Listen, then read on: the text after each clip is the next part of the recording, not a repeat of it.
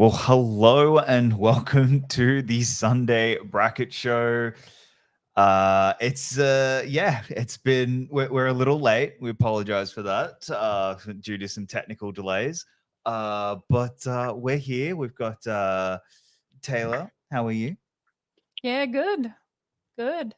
Just basically spent all day watching the Olympics, pretty much. Yep. So we have the Olympics. Every time the Olympics rolls around, we actually get to have a real sports rivalry in this house, which never happens otherwise because, like, just regular international sports, USA versus Australia is just not like a big thing. But when the Olympics come around, specifically in the pool, specifically with like swimming, this house becomes a war zone. Oh yeah. So that's been fun today. It has. Yeah. That's been a lot of fun.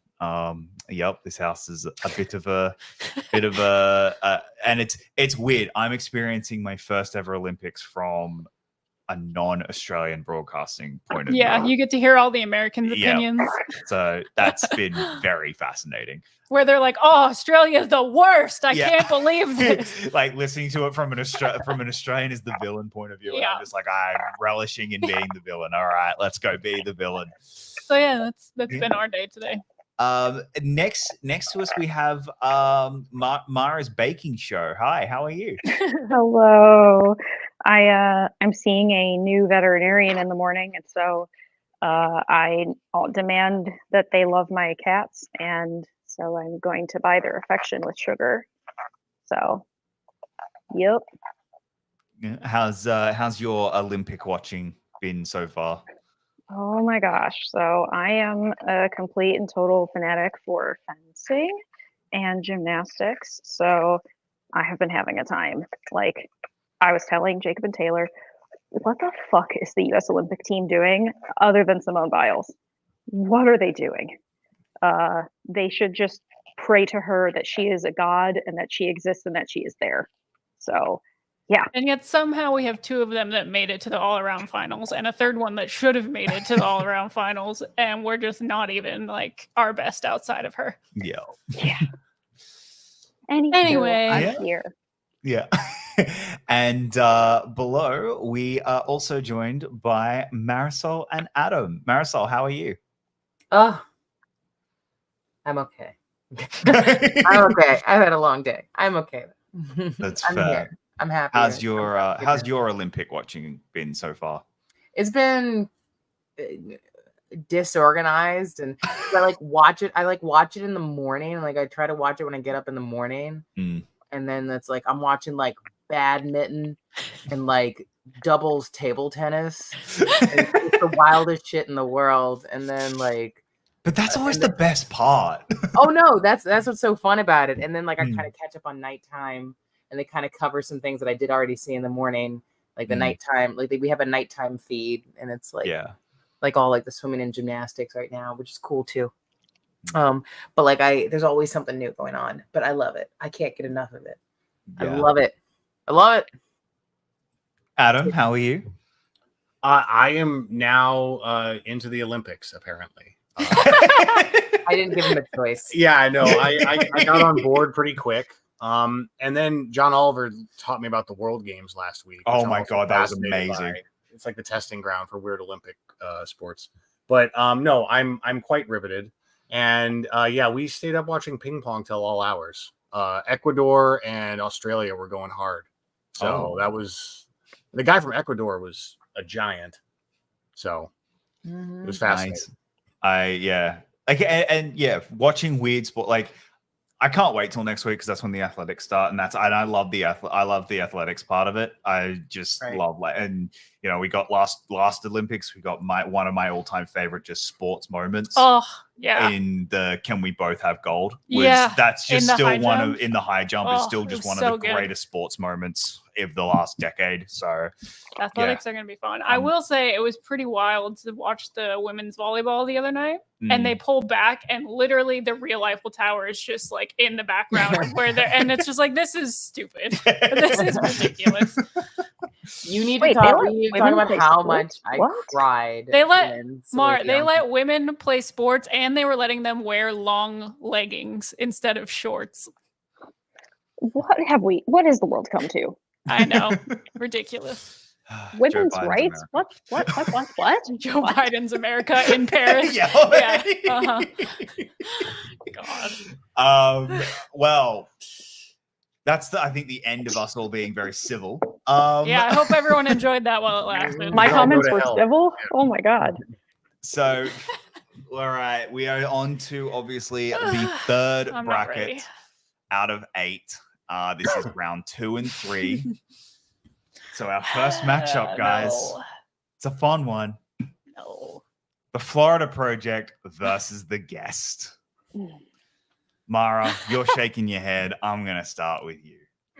Do you realize that at almost every show, by the way, you start with me? I think we should go back and watch the tape. Probably. I'm going to do a whole compilation at the end. Oh, goody. That's fun. I look forward to this. Let's do it.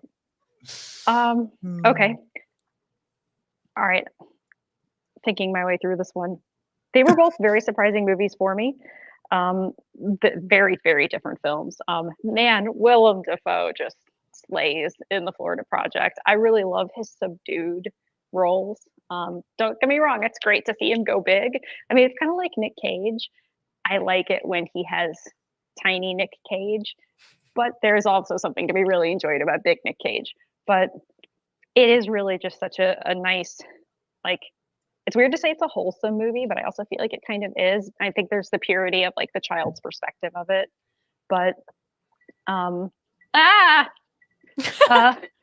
but I would say that I have to admit that there's a little bit of nepotism, like favoritism towards The Guest because of Brendan Meyer, because love him, love that movie. It's really, really good. Of course, I love a good, like, you know, this person isn't who they say they are, bottle in the house type-ish movie. And oh my god, his name has just escaped me. He played the Beast. It's Stevens. Thank you. Yeah. I mean, he's so good at, I think it's because he's a conventionally handsome guy. He's really good at being charismatic and charming when he needs to be, but sometimes it is hard for those people to be very intimidating in a way that is convincingly, he will fuck your shit up. Like, not like, oh, I'm handsome, but I'm so bad. I'm a bad boy. But they're just two wildly different movies to have to choose between. I mean, this is not necessarily the show of objectivity, but at the same time, I'm gonna lean into The Guest because, again, I really love the atmosphere of it. The atmosphere of discomfort and fear and anxiety appeals to me a little bit more than the atmosphere of, you know, the character study and the human experience and, you know, people that have really troubled environments and upbringings and stuff. Not to say that it's not really great story to be told. I'd rather be in a, you know, not like home invasion, but like a, I gotta escape my house and try to make it out alive situation. That's my jam. All right. We lost Mara. All right. I'll just jump off the back of kind of what Mara was saying because I love the atmosphere of The Guest, both in terms of like how it creates a tone for the film and the energy of the film.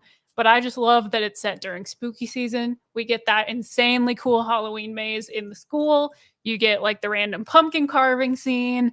I'm just like, this is speaking to my soul directly, specifically for that. After I watched the movie, because this one's been on my watch list for a long time. I just haven't gotten around to it.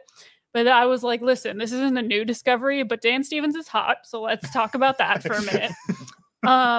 He's hot and terrifying, and I'm like, he could probably like murder my family. I'd be like, thanks, I volunteer as next. Thank you so much for that.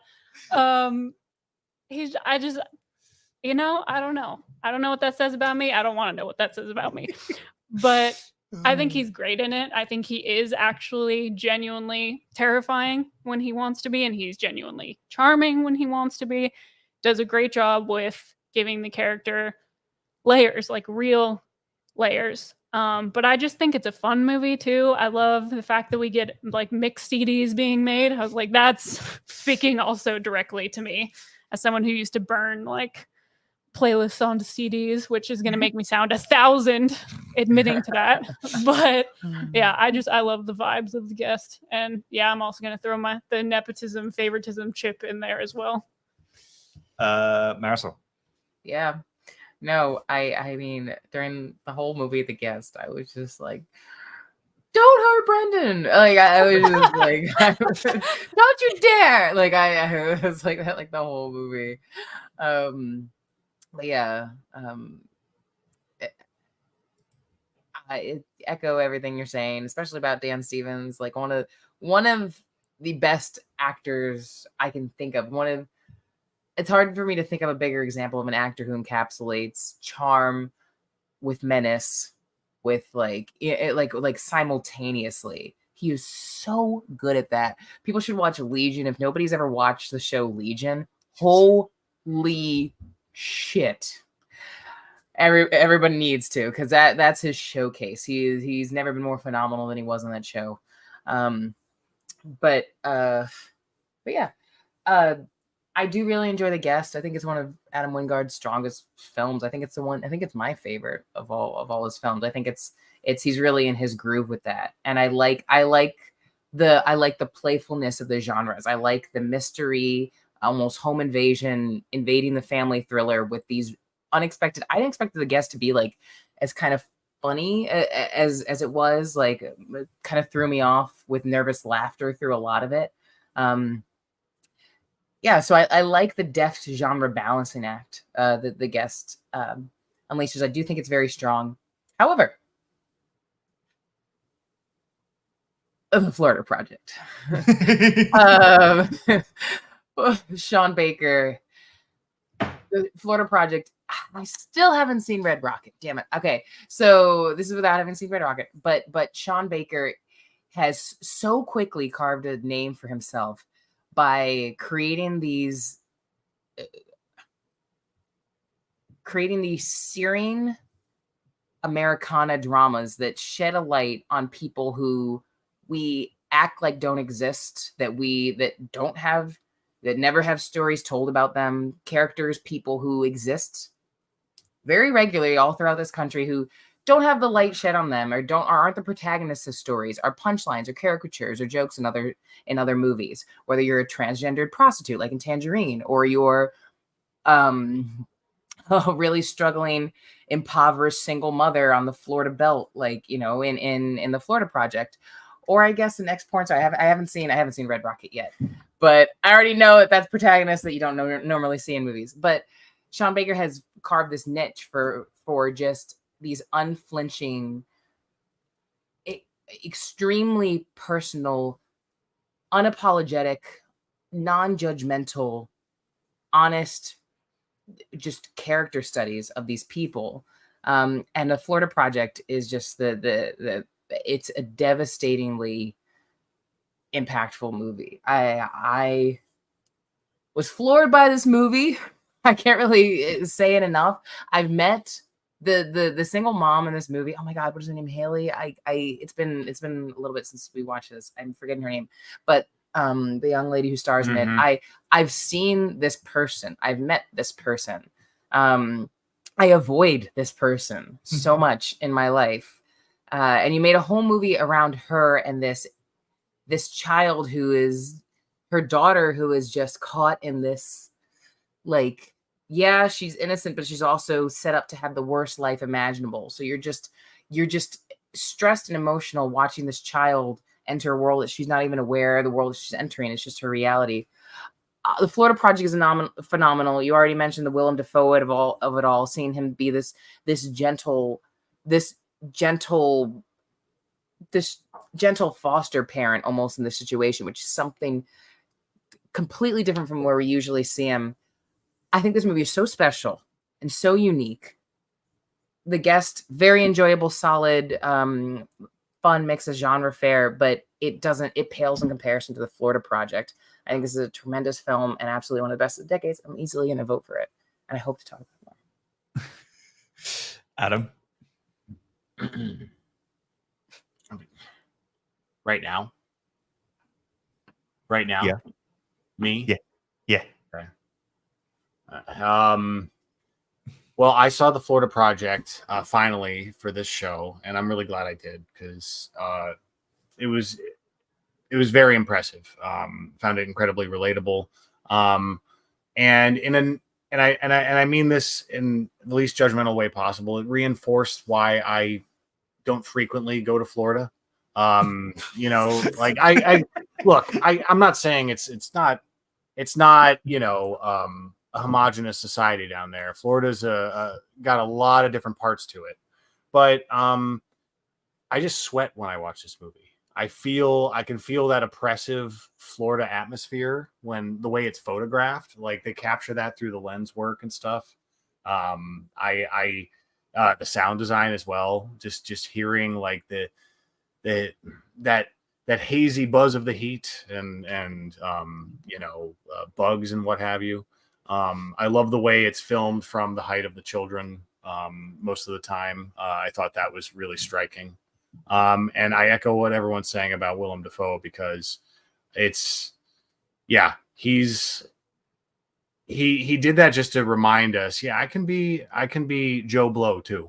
I can just, I can be running a business, trying to get the paint done, and just trying to get through the day. And he's so relatable. And he's what anchored me throughout that movie when I got so frustrated with some of the characters, young and old. And I love The Guest as well. I do think it's Adam Wingard's strongest movie. While I understand the hardcore fans clamoring for a sequel, I'll be fine if there never is one. Really not necessary. I love the joke of the soundtrack for The Guest too, for the sequel that never existed. Basically they created a soundtrack for the sequel to The Guest that doesn't exist. Brendan told me that. I had no idea, and it's a really good soundtrack. So check it out. As is the soundtrack to the original The Guest. Apparently Micah Monroe burned off of her computer because it is all original music. I love the tension in this movie. Also, Leland Orser, I had to look up and remind myself of his name. He's like one of the best anxiety, I'm definitely going to die people in movies. He's the dad in this. He's one of the many people dispatched in Alien Resurrection. But he's always got a sweaty lip, and he always gets Leland. It's not Leland Orson. No, Orser. Leland Orser. Yeah. Leland Orser. Yes. Hey, he's the one. Yes, yes.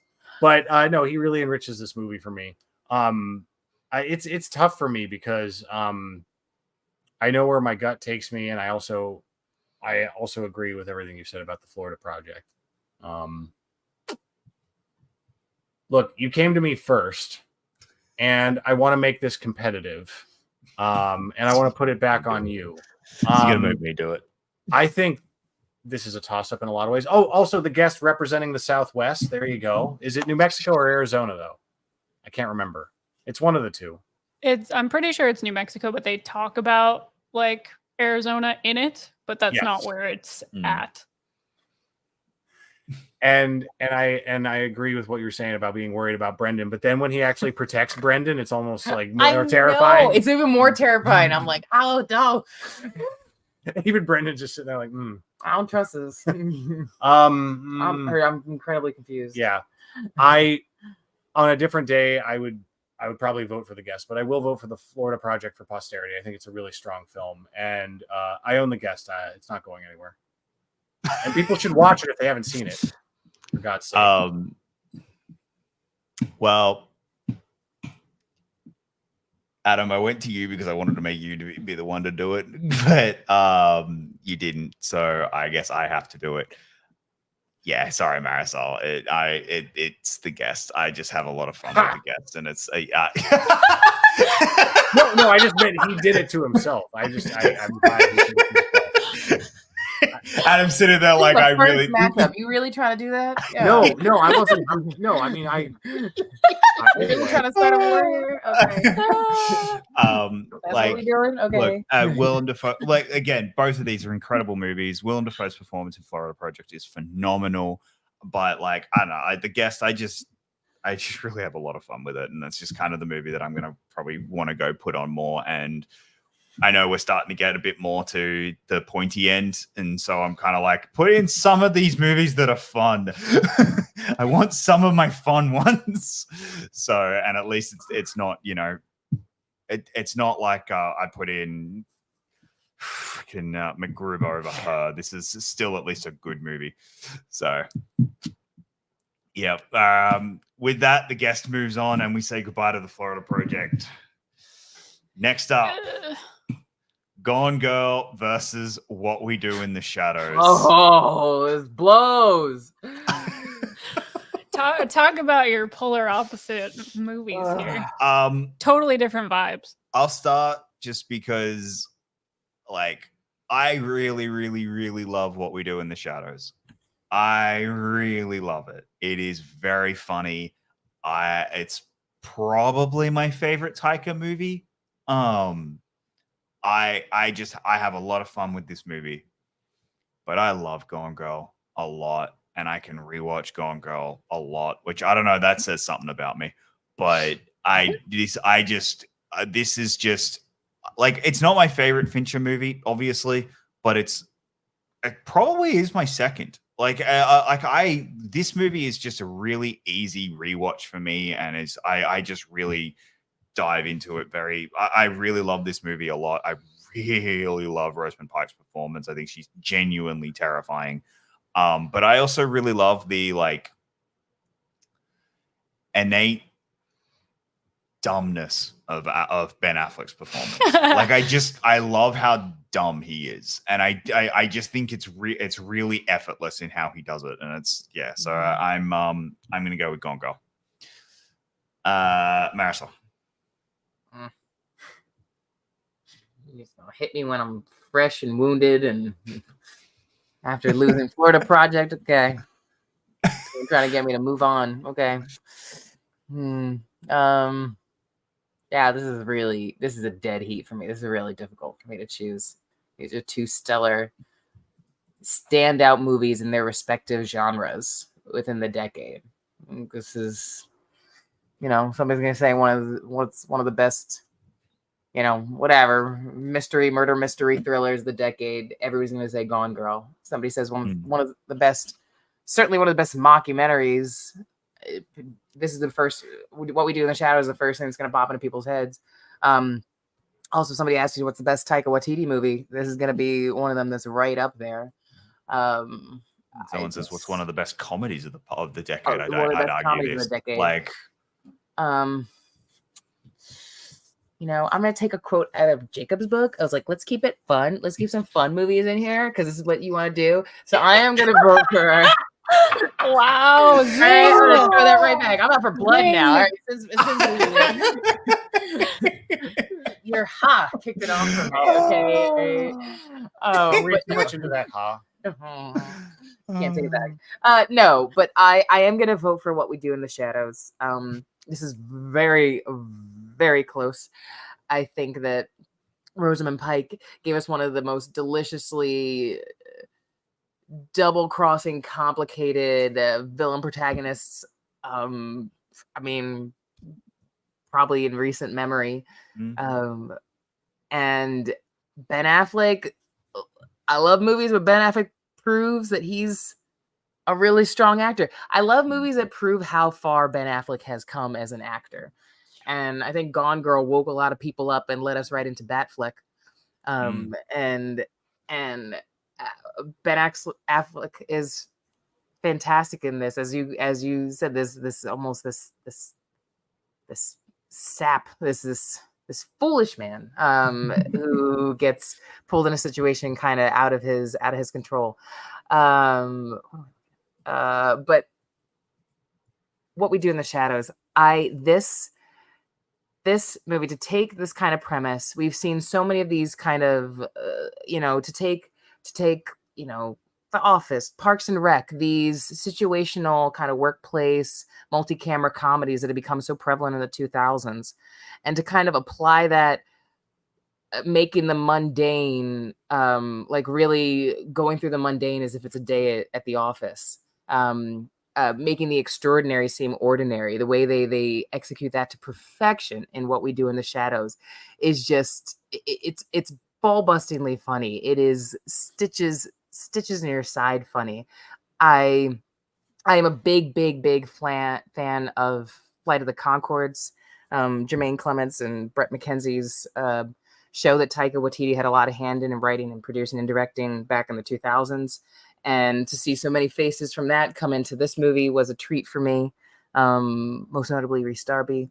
Love that guy. Love him as a leader of the werewolves. And I think this is such a unique bird of a film. I'm going to edge it out over Gone Girl here I'm going to lead with the fun here rather than the twisty, windy darkness that can be also fun. But if you ask me which movie I'm gonna rewatch tomorrow, I'm gonna rewatch both of these tomorrow probably. But I'm gonna rewatch What We Do in the Shadows twice. Taylor. Yeah, this one's so interesting. I think that Gone Girl is such a culturally fascinating movie because it did and still does inspire so much division in terms of like people being like, wow, Rosamund Pike, like Amy, her character Amy, like, you know what, like she's kind of a psycho, but like you go girl, like, you know, this is a cool it's a good for like, her movie. Like it's a good for her movie. And then you've got people, mostly men, who are like, what the fuck? We're like, are you serious right now? Like, what the fuck is this? And we're all like, I don't know what you're talking about. This is like, you know, as the legend I believe Anne Hathaway once said it's her favorite rom-com. So like I just think it's so interesting that it's like become kind of one of those films that sparks those kind of conversations about her character specifically, because it's not, even now, like it's gotten better, but even now it's not very often that female roles, like women, get those kind of roles that spark that kind of conversation, that have that kind of depth to it. And also her scene with Neil Patrick Harris is, I will never be able to forget that scene. Like it's just that's a whole thing. That being said, werewolves, not swearwolves.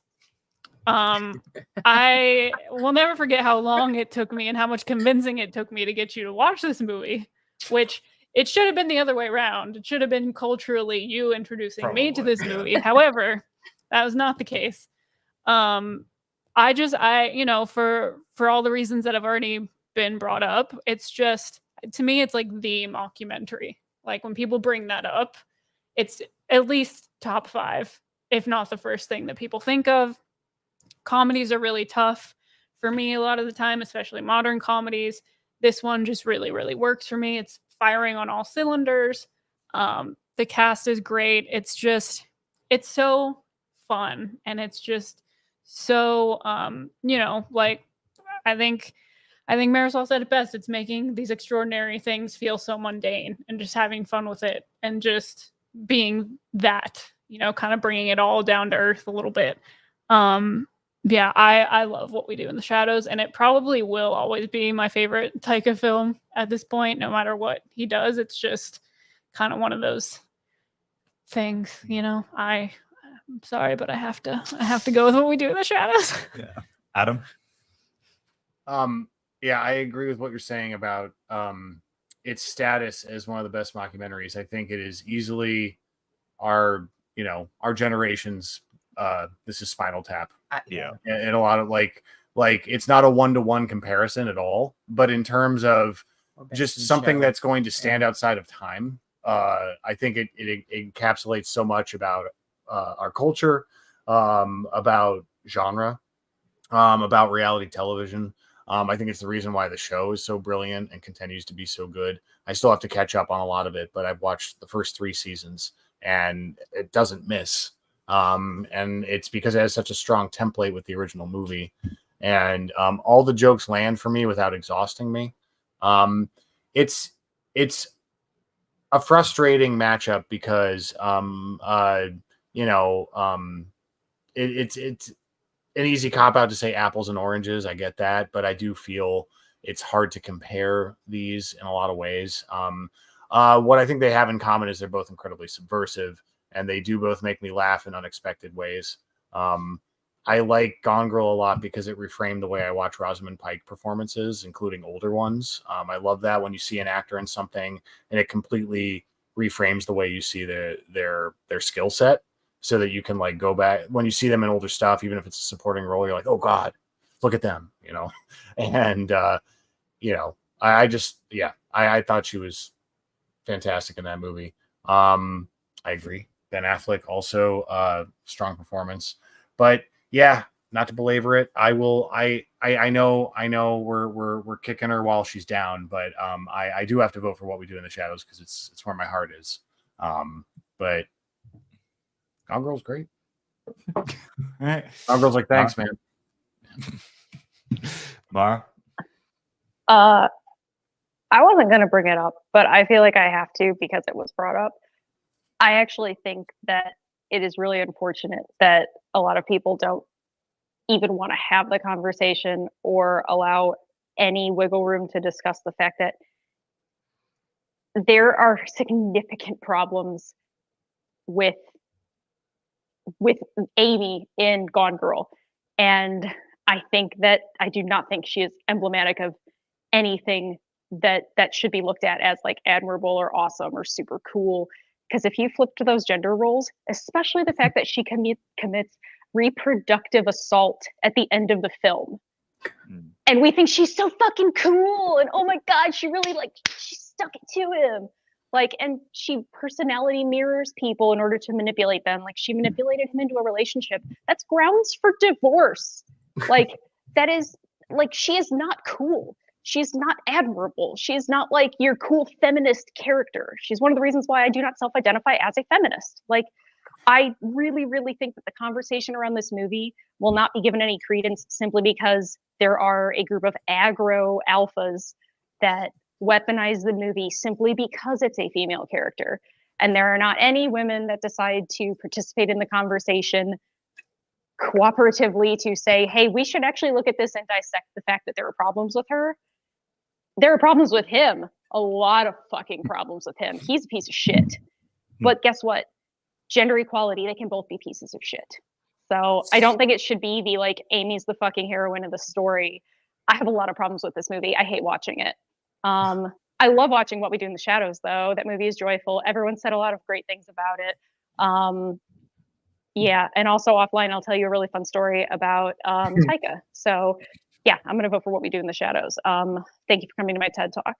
All right, well, with that, What We Do in the Shadows moves on, and we say goodbye to Gone Girl. Next up, Your Name versus Portrait of a Lady on Fire. I'll go first. All right. Just because I know where I'm going with this. So I'll make it easy and I'll go first while everyone else thinks about what they're going to do in agony. Oh, man. Portrait of a Lady on Fire. I don't even like, a lot of the time I don't even know how to talk about this movie because I'm still so blown away by it. It's one of our, we should make a letterbox list of all the movies that we went into like completely blind, having no idea what was going to happen, and then leaving being like, oh my God. Yeah. Just because that's part of that list. Yeah. This movie is so gorgeous, so visually beautiful and stunning, and the color palette is incredible, and the production design is amazing, and the settings, like when they're on the beach, when they're outdoors, like it's just also gorgeous. And the fact that there's not like an actual 8K release of this movie is like my villain origin story. It's just so beautiful, visually speaking. And then the love story in it is so devastating. And just so like that, the final scene of this movie destroys me, completely wrecks me. It's so quiet, and it's so understated, and it's so it's comforting even though it's devastating. And I don't really know how to describe it other than that, where you just feel so peaceful with it, even though you kind of know that it's not going to end that way. You kind of know that you're bracing yourself for it to be sad, and for it to be bittersweet. And that's exactly what it is. And it's a movie I just love to put on just because it is gorgeous, and it is, it's one of those movies where you know that it's going to make you sad, but it's just so worth it to go on that journey with the movie every single time. So I'm going with Portrait of a Lady on Fire. I think even immediately after we saw the movie, I was like, this is like top of my decade list. Usually I don't do that. Usually I give it some time to like, not have recency bias, but that has not changed for me. Like, it is still just stays at the top of my decade list. Probably always going to be there. Just gorgeous, gorgeous, gorgeous, amazing. Mara?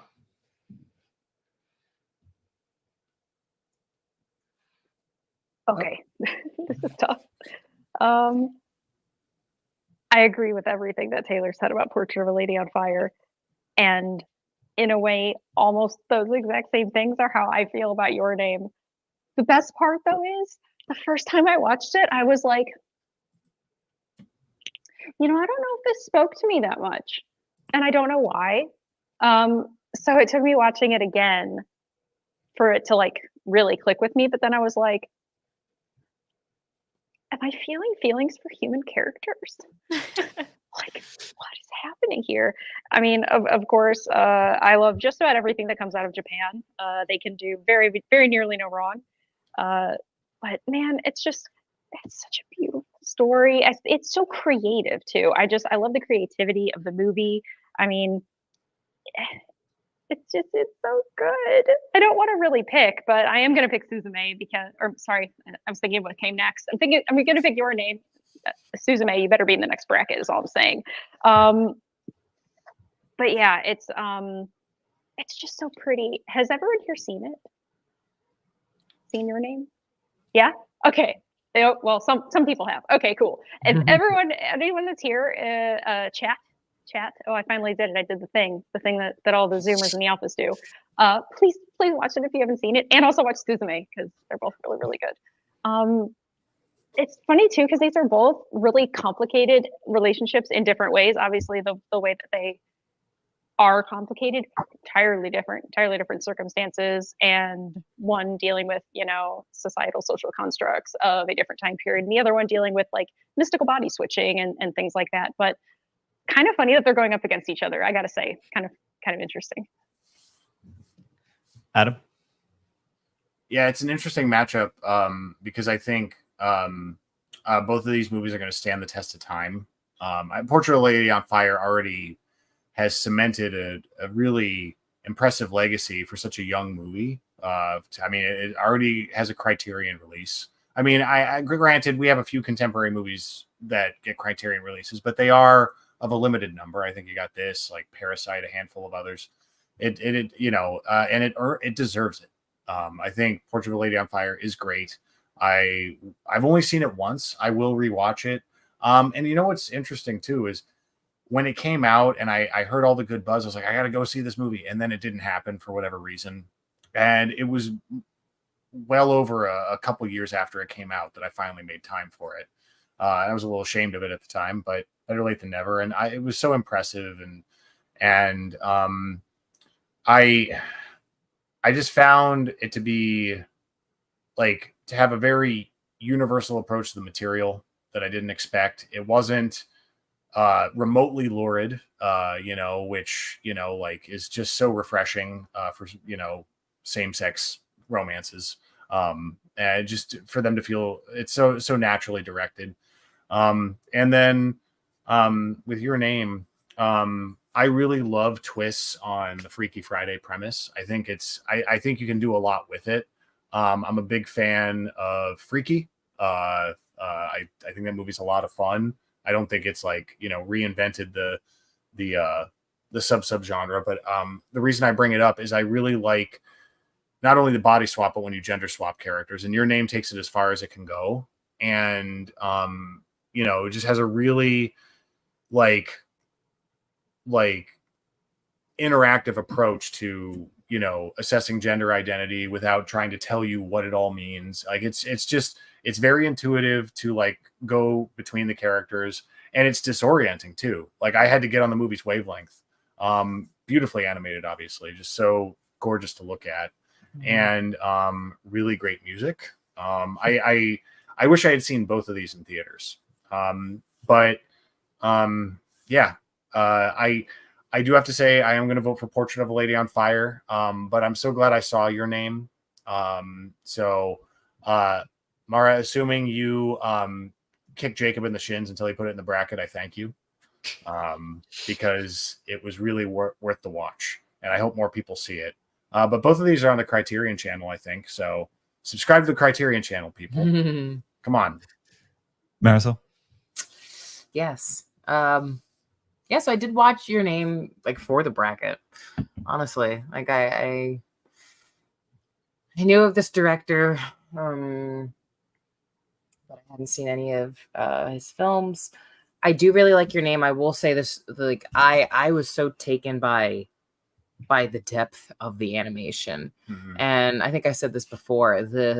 The way that light is refracted in so many frames in this film and through the cells of animation, I think is astonishing. And I guess I need to see more films with this director, because it was unlike any animated film I've ever seen. And that was just, that fit so well with the cosmic, the most cosmic love story, if you want to call it. I mean, it's more just like, it's almost like beyond a romance. It's just about people just connecting through space and time, you know, and like you said, Mara, I do find it fascinating. The parallels you can make between that and Portrait of a Lady on Fire, like these souls that feel kind of adrift and feel like so far apart, with these barriers keeping them from each other, even though they're feel something pulling them together. You know, I think there's some kind of parallels between a connection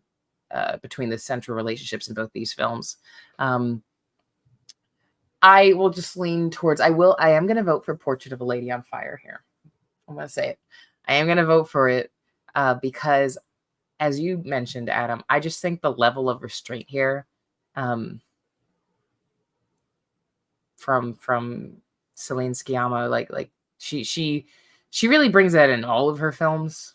It's part of her strength, and her voice as a director is the poetic restraint. But I find it fascinating. I love that being brought to the table here in this lesbian romantic drama, to avoid the lurid. Like even thinking about these two finally consummating their, I mean, spoilers. I mean, I don't know, whatever.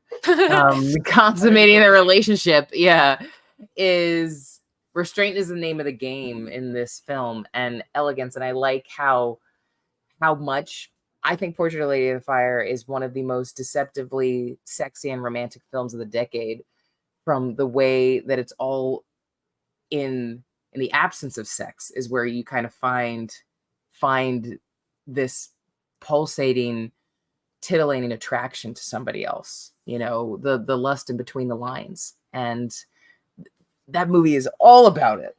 And that interests me a little bit more than what's going on in your name. I do like the scope of your name, the cosmic scope of reaching people again through time and space. I kind of get a little thrown off. I feel like I'm watching kind of like a little, like almost like a cartoon, like almost like a Teen Beat cartoon with kind of like the Freaky Friday element of it. And then, like you guys already said, it drops like an anvil, the thematic weight of it when that twist happens, and then you're like, oh shit. And then the movie goes into another level in the movie. I do agree. And I was hooked and fascinated by the last half of that movie. I am going to give the edge definitely to Portrait of a Lady on Fire for all the reasons that I mentioned, though. I think what is at work here is so singular and so unique and so unlike any romance film that we had seen this decade, especially any same-sex romance film. And yeah, I'm done. All right. I'm also going to give my vote to Portrait of a Lady on Fire, just because it is just one of the most visually stunning films from this decade, and just one of the more beautiful films. And but it has moved on. So let's move on to our next matchup. We say goodbye to Your Name with that. Next up, Spotlight versus Inception. Adam, start with you. Okay. Spotlight. We talked about this a little bit last time. I am fine with Spotlight winning Best Picture. I think it's an objectively really strong movie in a lot of ways. I think you have a great ensemble here, directed to perfection. Not to be, like too random, but like I still haven't seen the movie The Paper, and it's finally on Netflix. So I'm saying this out loud to force myself to watch it while it's on Netflix. People call me on this. I'm going to watch The Paper, another newspaper movie, but from the 90s with Michael Keaton. I'm just saying. Be better, Adam. I know. Watch The Paper. We were all thinking it. All right. Glad somebody said it. And I remember when Spotlight came out, I was miffed may not be the right word, but I was slightly puzzled by the timing of it, given how much we had litigated a lot of what had gone on with the Catholic Church. And that was very naive of me, because when the movie came out, it completely recontextualized a lot of what I thought I already knew. And it's deeply upsetting, obviously, but it's so good at digging at uncovering the truth. All the great movies of its ilk are All the President's Men, obviously comes to mind. I think it's excellent. I am ashamed to admit I've only seen Spotlight once. Only once. Yeah. But Inception I've seen multiple times. I think Inception, I get a little annoyed because in the wake of its popularity, it was very trendy to, pick it apart, which is incredibly easy to do because it's a kind of a contrived concept. But that's what I like about Inception. I like the idea of trying to grasp at the physicality of dreaming. And as someone who dreams very vividly in the waking hours of the morning, like when I wake up and go back to sleep, those are the most vivid dreams. And I feel like this movie does such a good job, as action-packed as it is and as cool as it looks. I think it does a really good job of not losing the thread of what it means to feel like we're in a dream. And it's edited so well. When it comes to Christopher Nolan movies, Inception is right at the top for ones that I watch easily without hesitation. I don't think it's perfect. I think, it does run a bit long. But it's not insufferable at all. Like, it's just a little shaggy by the end. But it's because he had so many great set pieces he wanted to do. I get it. I love that the movie starts off with Leo DiCaprio as our ostensible protagonist, but I'm so much more interested in his team by the end of it. And I appreciate the way they wrap up his story with his wife in a lot of ways, or don't. But I was so invested in the ensemble in this movie. And I love that it's a heist movie too. The score is incredible. I really, really like Inception, and I'm going to give it the slight edge because I do watch it with some regularity. And it's just really engrossing. So there you go. Ma? I'll keep this one simple because I have a lot of things happening. I've also actually only seen Spotlight once. This was in my year of, I don't know why. I do know why. We were in an outage. I was super, super busy. I did not see very many of the Best Picture nominees that year. But I really, really enjoyed it. I did. Did I think it was anything more special than other movies of its ilk. Nah, it was good. It was really good. But I'm going to give it to Inception because of the craftsmanship behind it, especially the practical filmmaking techniques. I mean, the hallway scene alone. I love when people actually take the time to make a movie. And so I'm just going to keep it super simple. I'm going to vote for Inception. Marisol? Yeah. I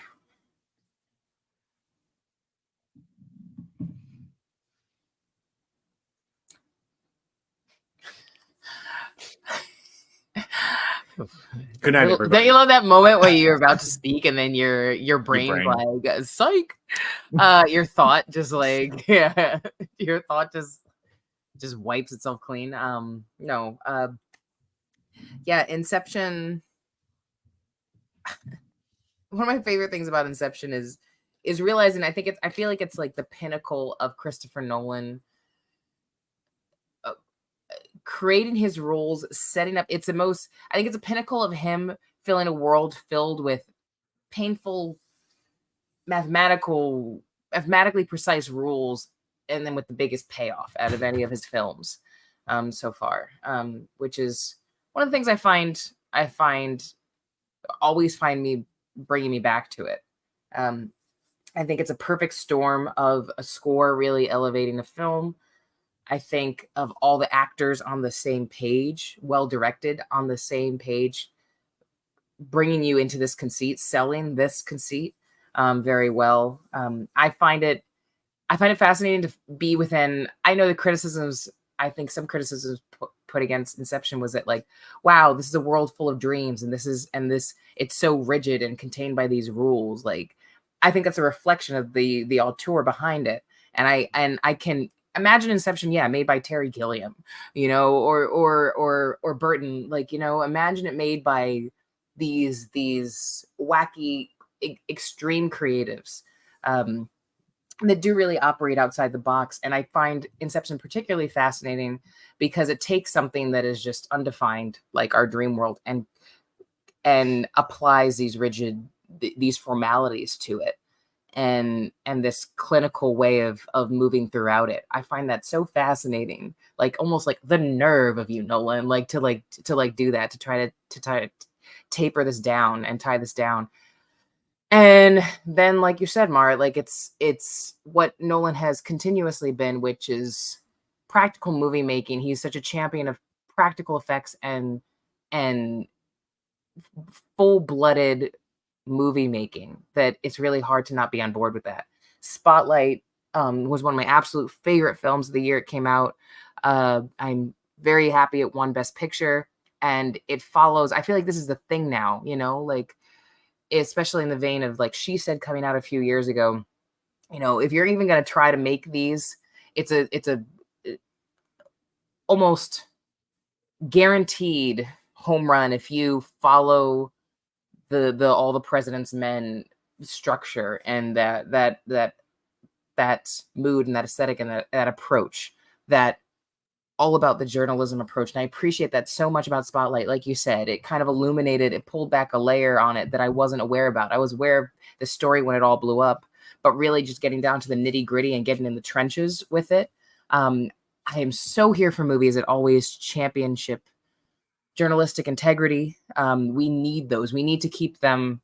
I welcome those back. I feel like this kind of kicked off like a little revival of what All the President's Men was back then, and I'm so happy it exists.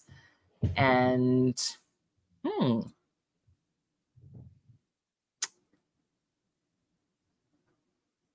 going to vote for Inception because of all the things I said. And it is my favorite Christopher Nolan movie, right up there. It's tied with Memento as my favorite Christopher Nolan movie. And I think this is really just this perfect balance, perfect equation of all his sensibilities rolled into one film. And to make this level of, crowd-pleasing populist entertainment is just really a gift. Taylor? Yeah. I've only also seen Spotlight once, but I was like the one person that found that movie so boring and was so over it like immediately, basically. So this is very easy for me. It sparks a lot of tension in this house, me being the resident Spotlight hater. But yeah, I don't need to say anything else. Like, come on. So like, if this was tied going into this, I think I probably would have picked Inception. Like, I may have leaned a little bit towards Inception because of everything you guys have said. But god damn it, I'm giving Spotlight its due. Like, I kind of agree with something you said, Marisol, where it's like, oh, if you follow the formula, if you follow this, like, you can make a really strong movie. I agree to an extent. However, I've also seen The Post and She Said, and neither of those are particularly anywhere near as strong as Spotlight. I think Spotlight is a wonderfully directed film, and just such an interesting introspection into journalism. I also think it hit, ironically, probably a year or two too early. And in that, we got it in 2015, so a year before the 2016 election. So like we really started to see the degradation of journalism. But I think the way Spotlight handles its incredibly serious subject matter, and I just kind of love the effortless of it. I'm also the only one here who has watched Spotlight numerous times. I have probably watched it as much as I've watched Inception, if not. Yeah, like I can watch Spotlight. I really, really, really love Spotlight as a film. Mm-hmm. So I'm going to give it its one mealy vote as we say goodbye to Spotlight. But again, if I had the deciding vote, I probably would have picked Inception, because you're right. Inception's just such a incredibly directed film and such a well-made movie, and I can't wait to talk about it again next round. So, all right, Taylor, I'm going to let you start this one. Oh, thanks. Bad Times at the El Royale versus Fighting with My Family.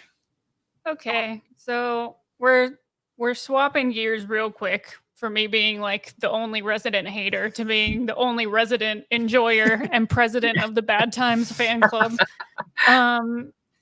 I don't know, man. I just love this movie. I love the vibes. I have such a good time watching this movie. I have a lot of fun with the cast, like Jeff Bridges, Cynthia Erivo, Dakota Johnson, Kaylee Spaney, like super young Kaylee Spaney, John Hamm, Chris Hemsworth doing a role that we don't really see him get to do.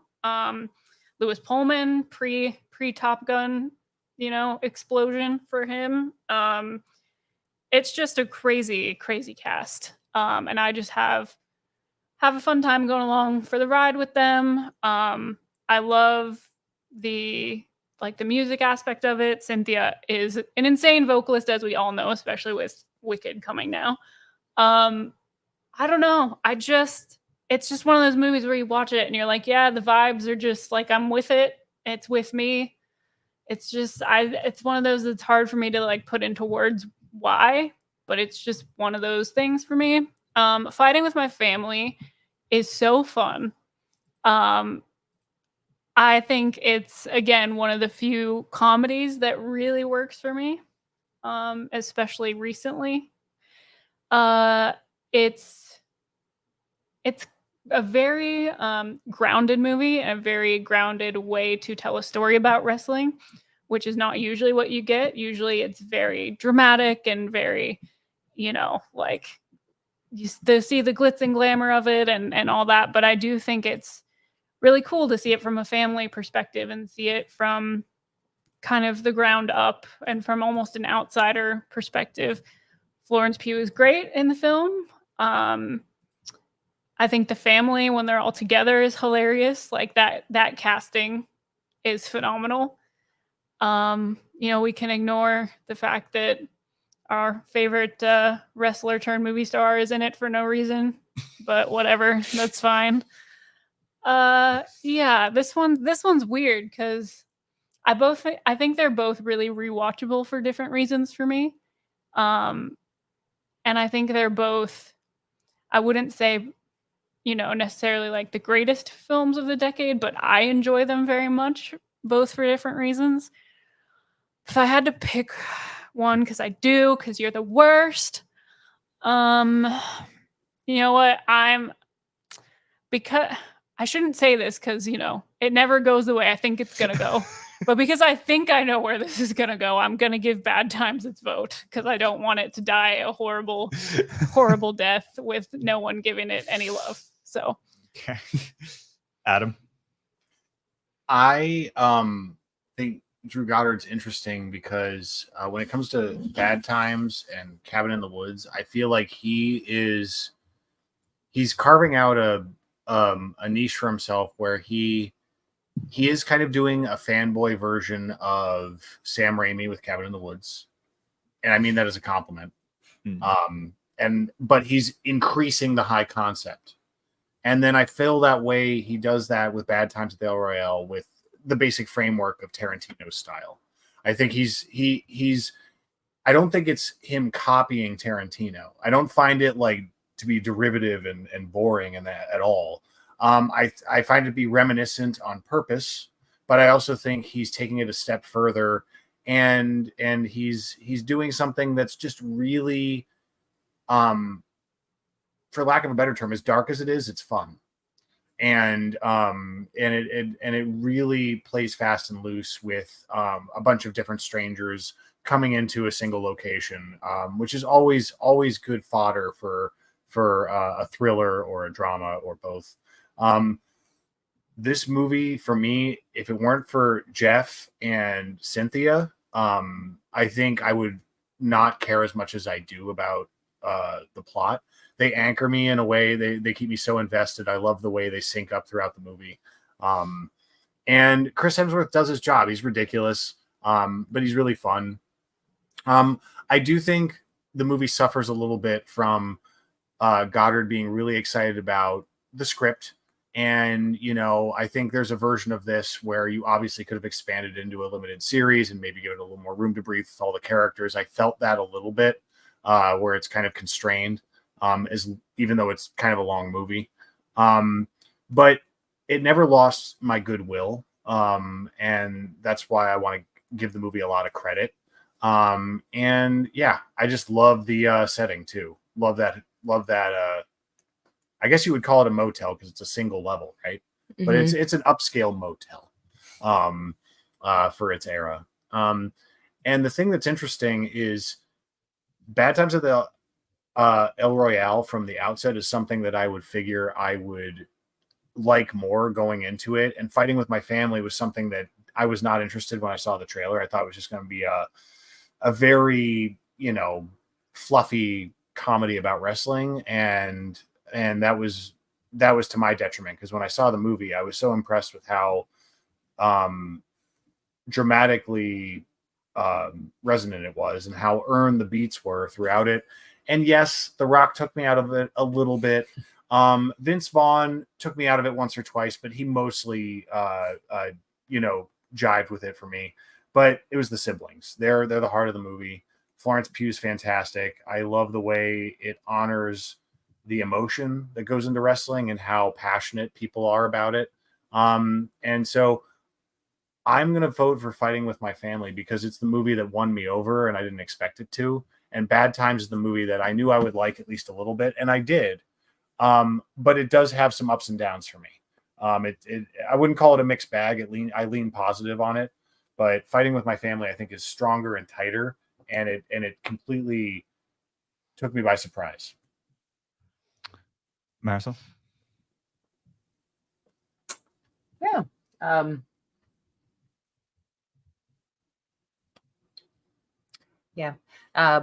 Bad Times at the El Royale. You guys have already kind of said some things about it.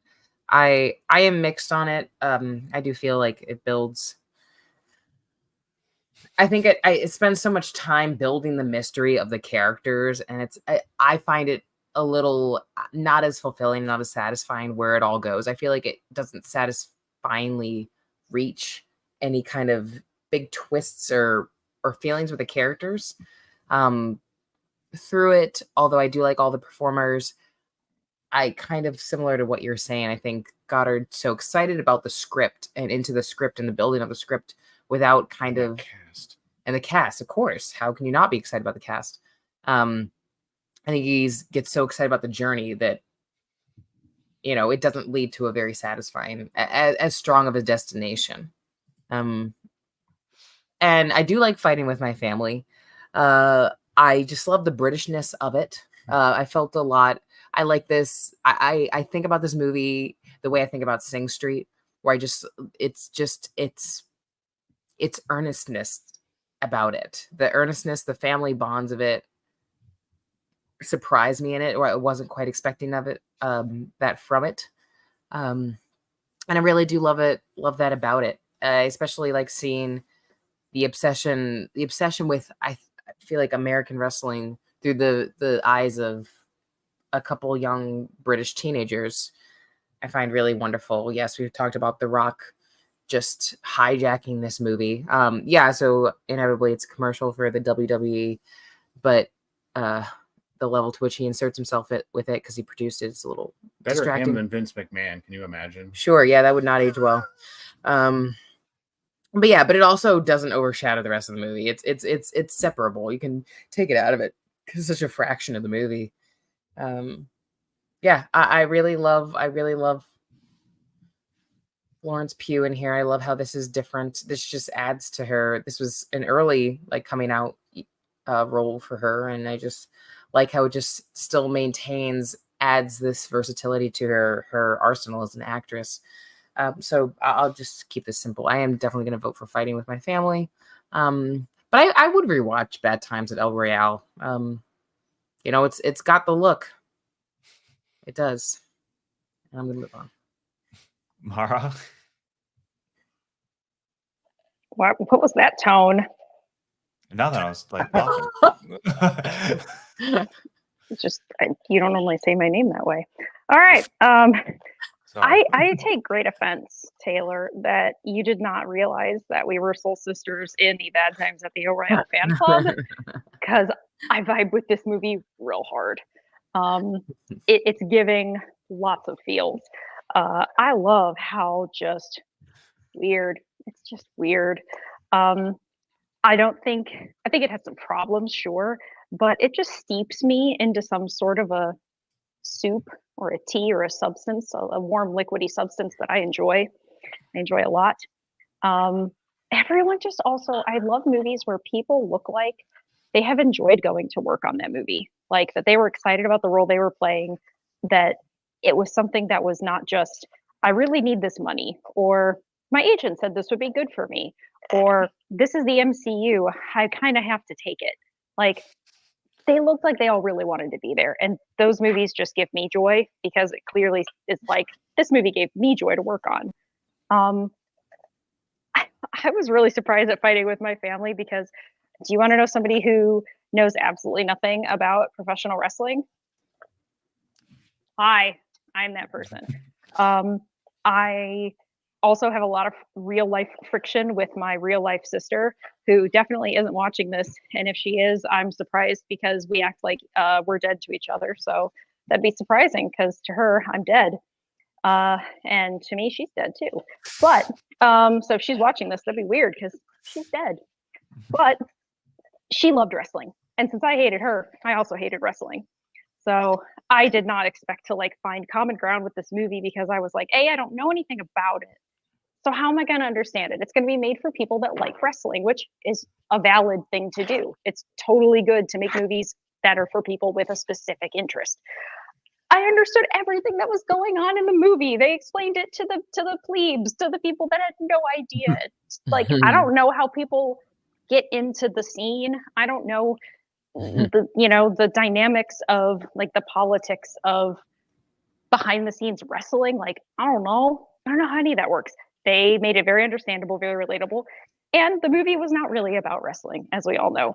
So I really, really enjoyed it. This was like my first serious, like, oh, Florence Pugh, like, pay attention kind of moment. I was like, she can do a lot of things. And also she looks really great with dark hair.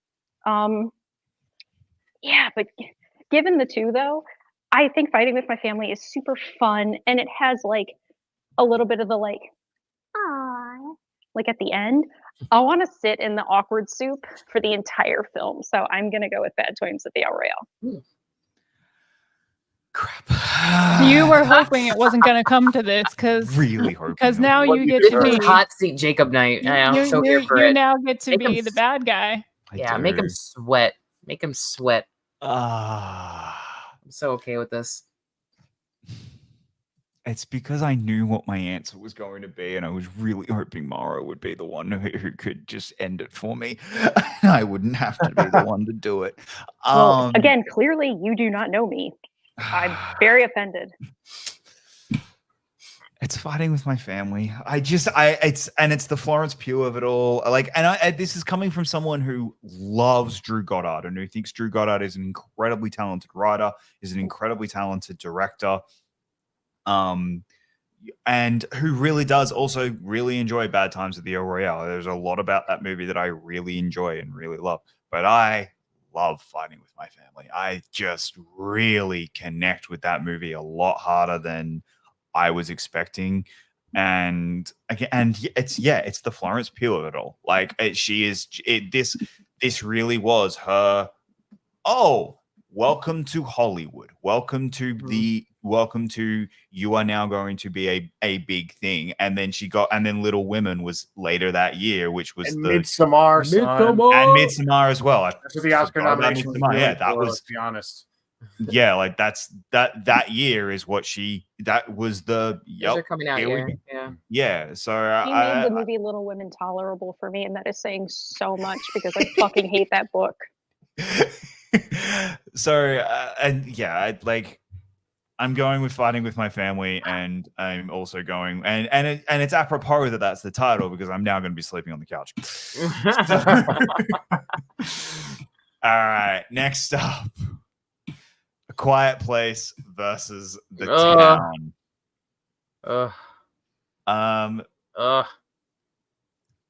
Do you want me to just go first? I know what I'm going to vote for. Okay, yeah, sure. Get you to go first then. All right. So plus I have 8 minutes where I'm not actually going to really be doing much. So this is good. Other than eating straight chocolate. Having a cat try and eat the food that you're baking. Luckily, she doesn't actually like chocolate, so we're good there. Okay. Man, A Quiet Place. I was not ready for John Krasinski to take on something that was, and I don't want to say this complicated, like, oh my God, no one else could have made this movie, but like something that would have been, like, this was a complicated movie to make, as in he could have chosen some sort of really simple concept. Like choosing a movie where you have very little dialogue, where you have to be really smart, like casting this movie, especially child actors. So much of this movie is acted with their faces. Working with your real life partner can be tricky, but they make it work so well. And of course, it lends realism to the film. I think the creature design is not necessarily original, but it looks really good. It's rendered really, really well. I think that the creatures look fantastic. Yes, baby. Yeah, I know.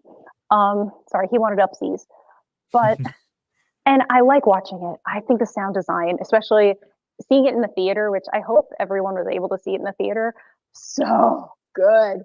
I think I saw it at an early screening at like one of those really tiny screening rooms, which made it even better because they actually properly calibrate those things for screenings. So it was so good. Like seeing Hereditary in like the tiny screening room at the London Hotel was probably the most terrified I've ever been in my entire life because of the sound design. And I like rewatching it. I've rewatched it several times.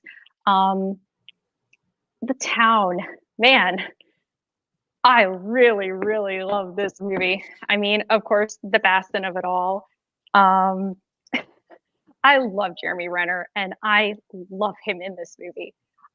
I love him. I think that he actually is the thing in the movie that drives me way more than Ben Affleck. Like him and how he shapes what Ben Affleck's character is like. And oh my God, Blake Lively playing white trash like a star. Like, oh my God, she is just divine. Like, chef's kiss. She's fantastic. I mean, John Hamm is just playing John Hamm. Any John Hamm character, insert it, put him in any uniform or official capacity, and he's just John Hamm. But I don't care. It's fantastic. I know that there's a few complaints about the runtime. It doesn't bother me, but I understand the complaints. I don't actually think it's a very long movie, but because it doesn't feel long to me. But again, I really, really like it. I don't know. I just find it really captivating. I realize it is Boston Heat. I totally understand the criticism. I had not seen Heat when I saw this movie. I didn't see Heat until last year. So a lot of my affection for the movie is organic. So please forgive me for that. It is tough because I almost always vote for the horror movie. You guys know that. It is almost guaranteed. But I am going to vote for The Town, and it was a very, very easy choice to make, surprisingly, because I don't care if I'm the only vote it gets. I have shown this movie to at least half a dozen friends because I'm like, you have to sit down and you have to watch this movie. Like, you must. Absolutely love it. It's back and great. Marisol.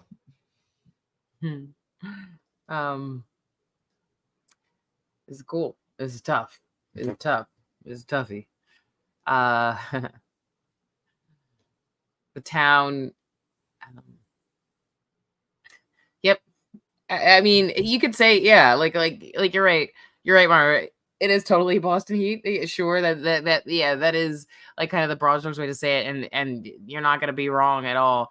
The movie still totally, and like you said, the movie still totally stands on its own legs as well because of the strength of the performances in it, and because like that's a good thing. Heat's a good thing to imitate. Shit, like yeah. And when you do it that well, these kind of like tragic bank heist movies, you know, this is in the vein of Dog Day Afternoon and Set It Off and Heat. Like these are when you nail these movies, we all win. Jeremy Renner is absolutely the strength of it. I hate Ben Affleck and Rebecca Hall's relationship this whole time. I yell at it every time I watch this movie. I'm like, run, girl, run. And I hate it. I find it very frustrating because it's so unfair and one-sided, that relationship. And I don't find a compelling tragedy to it. I just find an infuriating negligence to the element of that relationship. A Quiet Place. There are movies that remind you, we all have been reminded of movies that make it special to go to the cinemas. The Quiet Place movies, I've now seen all three in the theaters. I've now seen all three Quiet Place movies in the theaters. You will never find a quieter movie theater than when you go see a Quiet Place movie. And I remember how powerful that felt when I saw this first one in theaters, because I saw it in like a packed theater in Philly. And if you know anything about Philly, especially a theater in North Philly where there's a ton of Black people in that audience, nobody shuts the fuck up during a horror movie. Like those are some of the loudest audiences, the most vocal audiences during the movie. And it's a testament. I remember when I saw this movie, I saw it in a Black ass North Philly theater, and you could hear a pin drop in that theater. Like it's such a testament to kind of the power of a storyteller really committing to a style, a uniqueness of a narrative, and just a reminder of how powerful movie the theater experience, how communal, and how all these people can get on the same wavelength. And the Quiet Place movies will always remind me of that, even when we saw the most recent one. I love that about it. That makes these movies very special to me. And I think the strongest one is absolutely this first one here. This shit blew my socks off. And and it made me feel the way I feel. I hadn't felt this way about these kind of invasion movies since I had seen Signs. Honestly, it reminded me of how I felt when I was watching Signs, of these movies that nail the terror of like invasions, but also is all just about the drama of this family just trying to survive at the heart of it. Yeah, I think this is the strongest of the trilogy. Kicked off this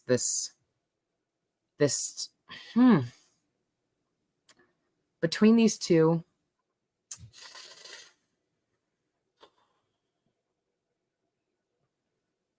I'm going to vote for A Quiet Place because while I do think The Town is wonderful, it ain't my favorite Ben Affleck movie. I think that Ben Affleck hit it out the gate with Gone Baby Gone. That's my shit. And I feel stronger about the primal thrills of A Quiet Place. Yeah. As everybody definitely knows by now, horror is a very fine line for me to navigate. And A Quiet Place is kind of like the perfect kind of movie for me because while it is horror, it's not overly gory just for the sake of it. It does have, those jump scare moments, but not for the sake of it. Like it's not one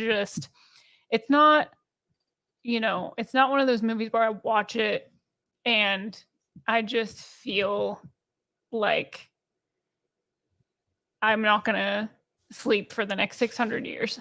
But it also doesn't feel like one of those movies where it's like, they just kind of like copy and pasted like a horror formula. And, it doesn't really make me feel anything. It's one of those movies that is terrifying, for me at least, because you're so invested in the characters. Like you're invested in this family.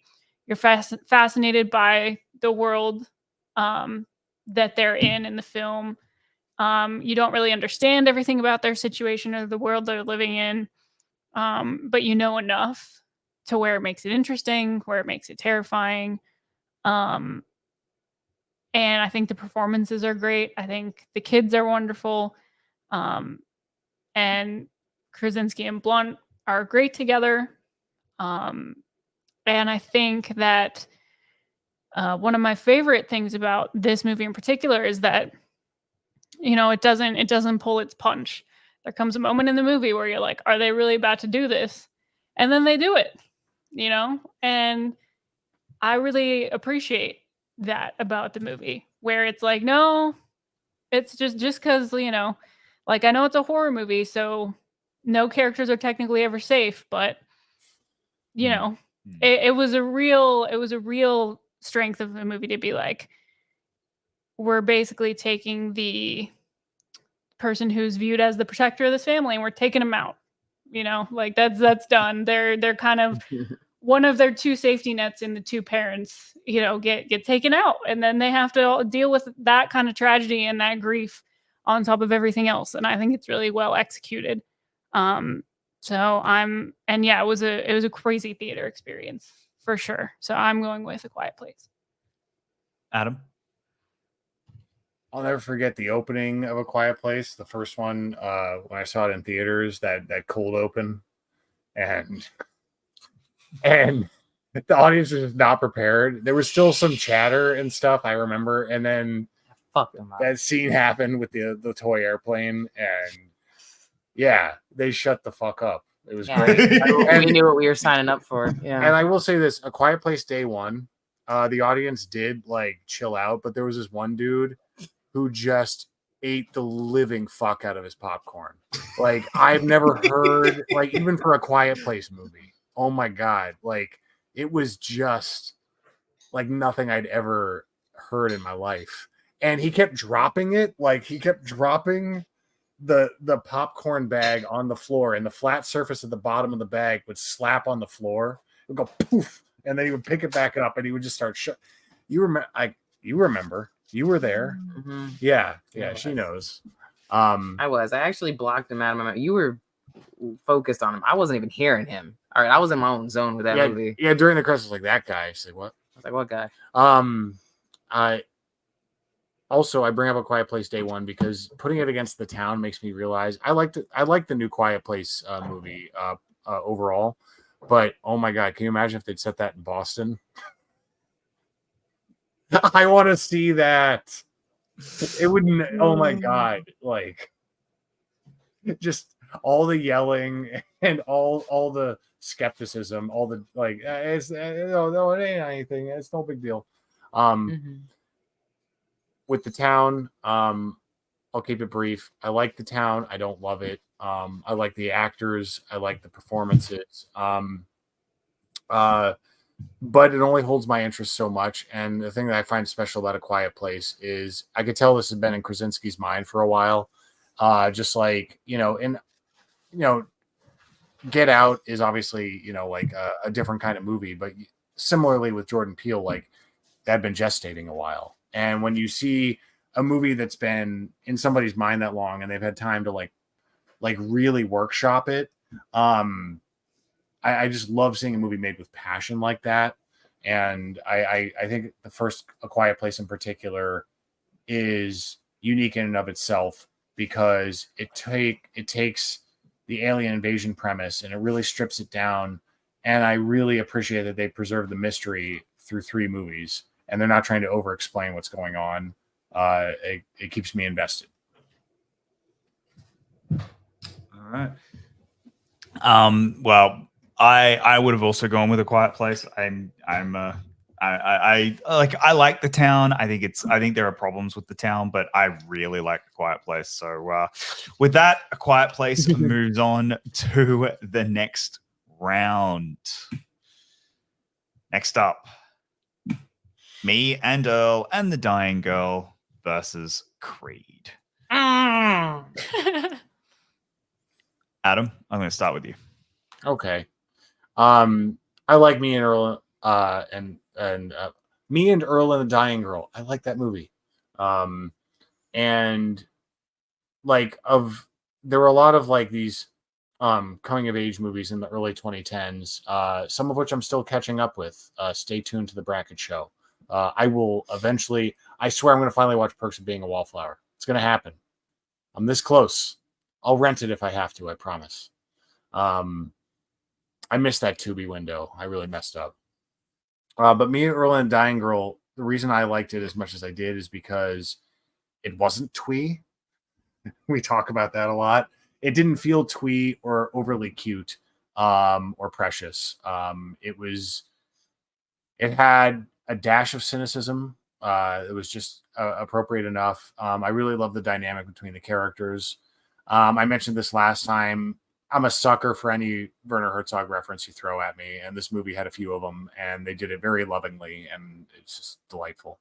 So yeah, really, really good movie. But it's not fair that it's up against Creed for me. I love Creed. I just do. I think the off-screen story of Ryan Coogler wooing Stallone into making this movie is historic. And I think for him to have put it together the way he did, and even though the Oscar win didn't happen, the nomination happened, and most people can agree it's a very special performance from Stallone that encapsulates the Rocky character beautifully. And then Michael B. Jordan shows up, and he's just a star. He's even though the movie is, like when it was first advertised, like, oh, is he going to be in Rocky's shadow? But it's completely Adonis's story at the same time. It's so beautiful and organic the way it plays out. And yeah, and then you give me that arc with Rocky fighting an illness, while still mourning the loss of his own wife from Rocky Balboa, which I wasn't over. They made the right choice letting Paulie go. It was time. I didn't, I can you imagine Paulie and Creed? That would not have worked. I think it was really good to have him in Balboa and have him and Rocky have their final rodeo in that movie. It was really, I just love Creed, and the sequels are surprisingly strong movies in their own right. But this first movie, if there had never been any sequels, is great. So I vote for Creed. There you go. Marisol? And Philly. I mean, come on. I meant to say that too. That was the only thing you needed to say. I mean, come on. Come on, that, dude. I don't care what you got against in this bracket. I'm not gonna sit here and not vote for Philly. Okay, all right. I'm not gonna sit here and not vote for the Philly movie. All right. It just so happens, on top of that, that this Philly movie is also one of the best sports movies in the 21st century, and one of the best legacy sequels to one of the best sports movies of all time. And also in Philly. Look, I'm sorry, me, Earl, and that dying girl. I'm sorry. You know, dying Allison. I hope. Yeah, Allison. Yeah. Oh, she wasn't Allison. No, but look. I'm sorry. As much as I really, me, Earl, and the dying girl is really special because of how much it speaks to a cinephile's like soul. I was not ready for all the movie references in this film. I was not ready for the protagonist to be like an obsessive young like filmmaker. I was not ready for that element of it, and I think that really makes it a treat for people who are really passionate about films, and want some aspect of it beyond just a, you know, like you said, like the kind of super precious, tragic young teenage love story that we were seeing a lot of, especially in YA adaptations from the 2010s. Yeah, Mean Girl and Die Girl is a very special movie, but Philly though, but Creed though, but that Creed John. That John. One of the things that makes Creed so special too is the element of it's a super Philly sports movie that takes somebody who's totally California, like it takes this LA boy and then reinforces why Philly is just so great by having him have to learn the Philly of it all throughout the whole movie. It's a fantastic way to honor one of just such an all-timer iconic film hero in Sylvester Stallone's Rocky. Still not going to talk about, I'm going to mention it really briefly, the Academy Award that he did not get. Sorry, Goofy Rylance. It's okay. No, we're not going to talk about it. I'm definitely voting for Creed. Who knows what's going to happen, but I'm going to be angry if Creed doesn't get through. I'm just kidding. Everybody can vote whatever they want to vote for. Creed. Taylor. I'm gonna make this quick and then I'm gonna go back to my cereal. Creed.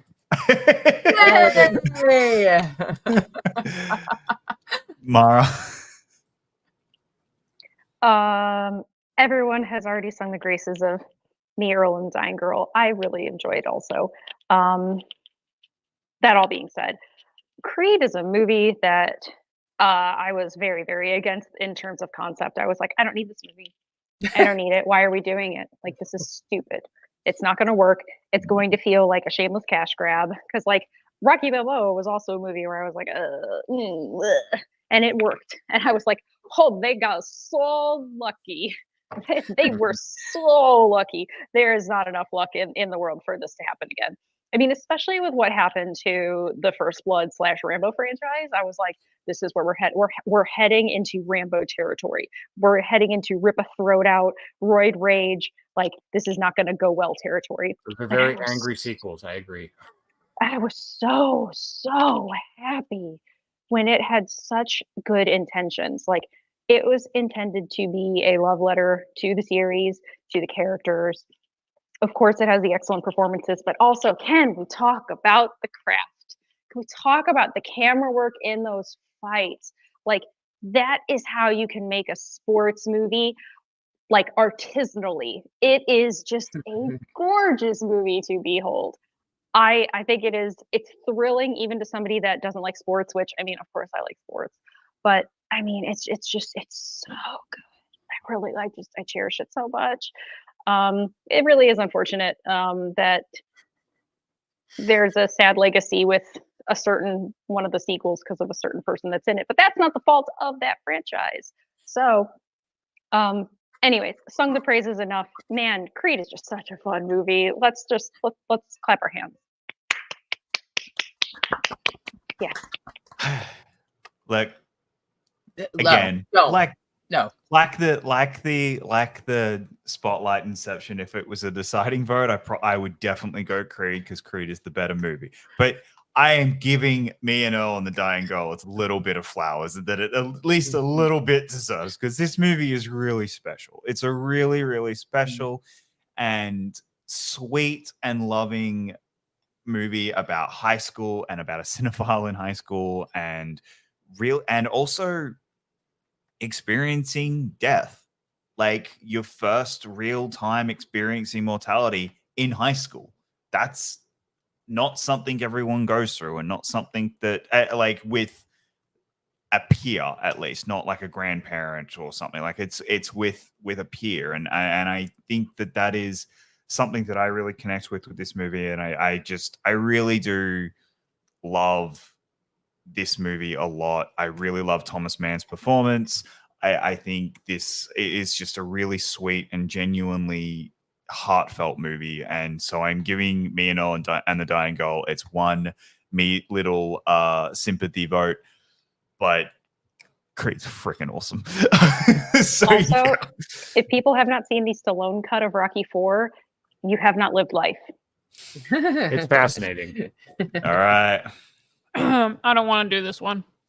I don't want to do it. I don't want to do it. God, here we go. 1917. I don't want to do it. I'm gonna sit back and watch the blood pour on this one. Yeah. So I'm gonna I think I'm just gonna get out of the way and start just and get my thoughts out of the way very quickly. I love both of these movies very much. I think both of these movies are sensationally directed, feature incredible performances from everyone involved. And I don't quite know exactly which one I'm picking, because I was like, oh, I know which one I'm going for. And then I clicked the button and then I went, actually. So you're going to have to do what the rest of us do and talk your way through it.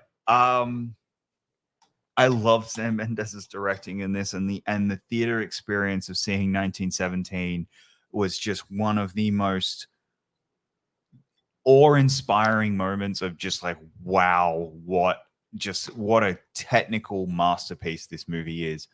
But my God, rewatching, and it's funny, like First Man on first viewing at home in a theater, I was like, yeah, I really liked it. I didn't love it. And then the second time I really fell in love with it. And I fell in love with this movie a lot and really started to like be in awe of watching it. I love Ryan Gosling's performance so much in this movie because of how understated it is and how like just subdued and quiet it is. I really love that it's a movie about toxic masculinity, and it's a movie about about how men deal with grief and how to deal with grief and move on, and you know, and how that grief manifests into one of America's greatest moments in history. And it's a real fascinating dichotomy. But with that said, if you were like, which one do you want to watch right now? I'd go with 1917. So you were such a traitor. I was expecting you of all people to have my back, and you were such a traitor. So you thought you were sleeping on the couch before. I say 1917. Taylor?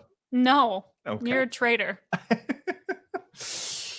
I mean, but you at least know what you're going with, so I like. Yeah, I do. But if 1917 makes it through over First Man, you don't. I don't think you're not prepared for what you're gonna see from me. You think you know, but you don't know.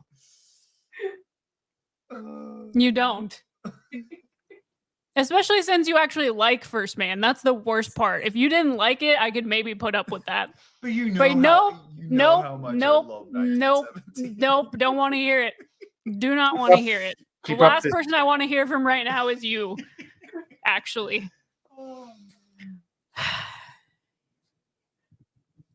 Anyway.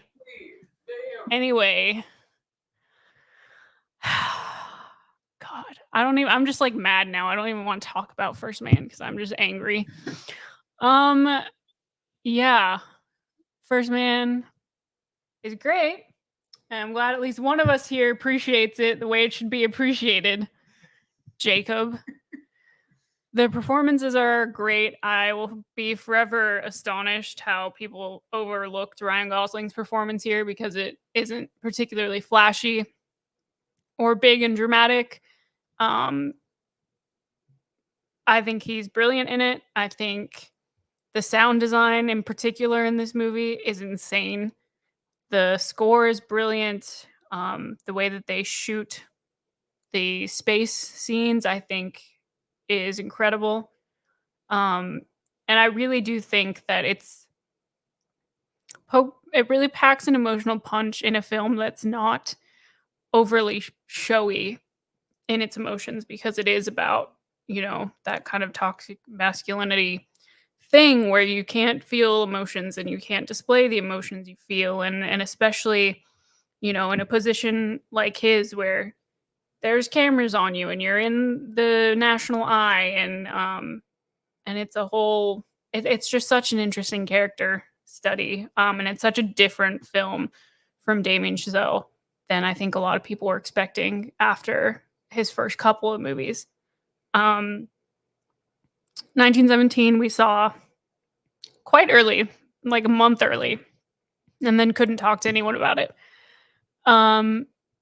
I think it's beautiful. I think all the performances are really great. I think the cinematography in particular is gorgeous. But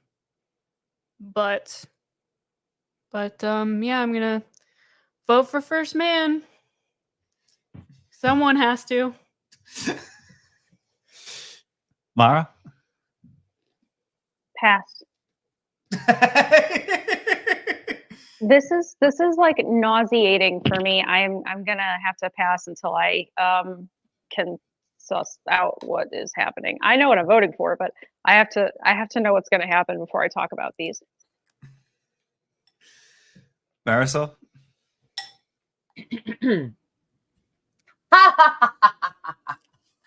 I am so happy to see everybody sweating.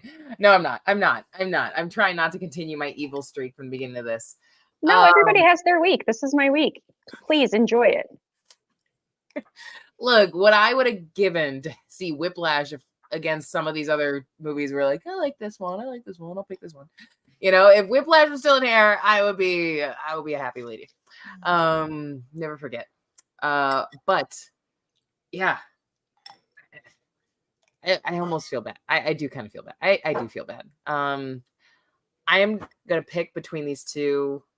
It's been a minute since I've seen 1917. I did see it once in Oscar season when it hit the scene. I did watch First Man for this bracket. And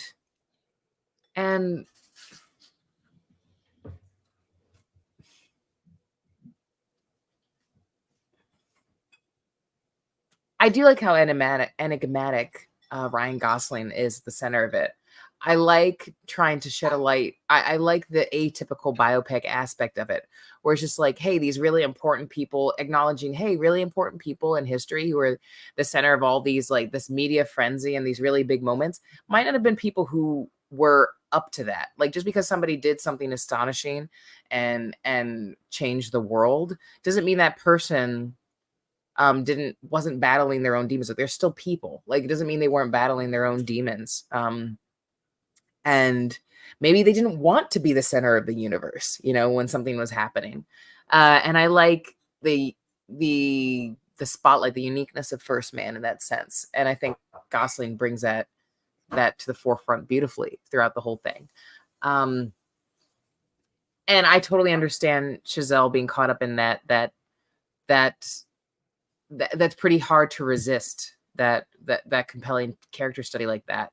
The sound will rock your senses in this. It's so I find I also love, atypical of a lot of space movies, really finding how unglamorous and terrifying and claustrophobic space travel is, how scary and dangerous it was in these early stages of it, how unsexy it all was, and terrifying. Like, you are inside of a mechanical, trembling, shaking giant. You're in the belly of the beast, and this movie really makes you feel that more than Apollo 13, more than a lot of Space Cowboys. Yeah, I brought up Space Cowboys, which I still like. More than a lot of other these, some more like kind of streamlined, clean cut space travel movies. 1917. Pretty staggering technological achievement in 1917. I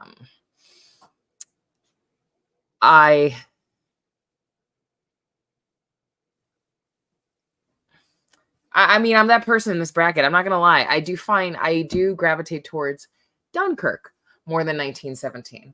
I'm not gonna lie. That kind of works for me in a broader sense. It's interesting. I don't feel like I have as many passionate things to say about 1917, or as compelling things to say about 1917, more than just a kind of marvel at the artistry at work in that film. And I do, although I think it's really special, the approach of it to try to make you feel like you are just living this war in real time, which I do think makes the movie that particularly unique. I do also find it very interesting that didn't make me feel more emotionally attached or moved by what I was seeing in 1917. I do find rather than pulling me in, forgive me if this is kind of thing has been said before.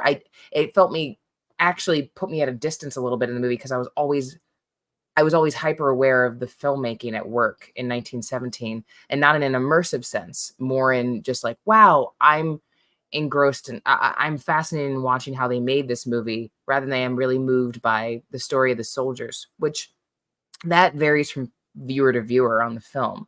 But that was my experience with 1917, although I still really enjoyed the experience in theaters. This is really, really close, right between the two of these for me. And I don't have particularly strong passion for either, but I see immense strengths in both of them.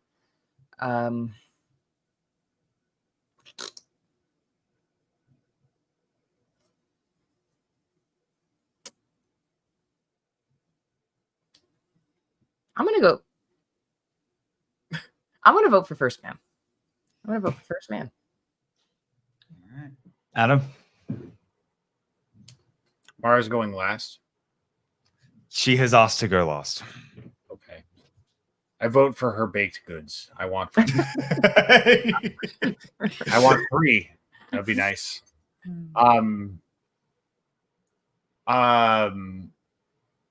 So 1917, I agree, is a very fascinating exercise in editing thepresentation. I found it to be reasonably exciting when I was watching it.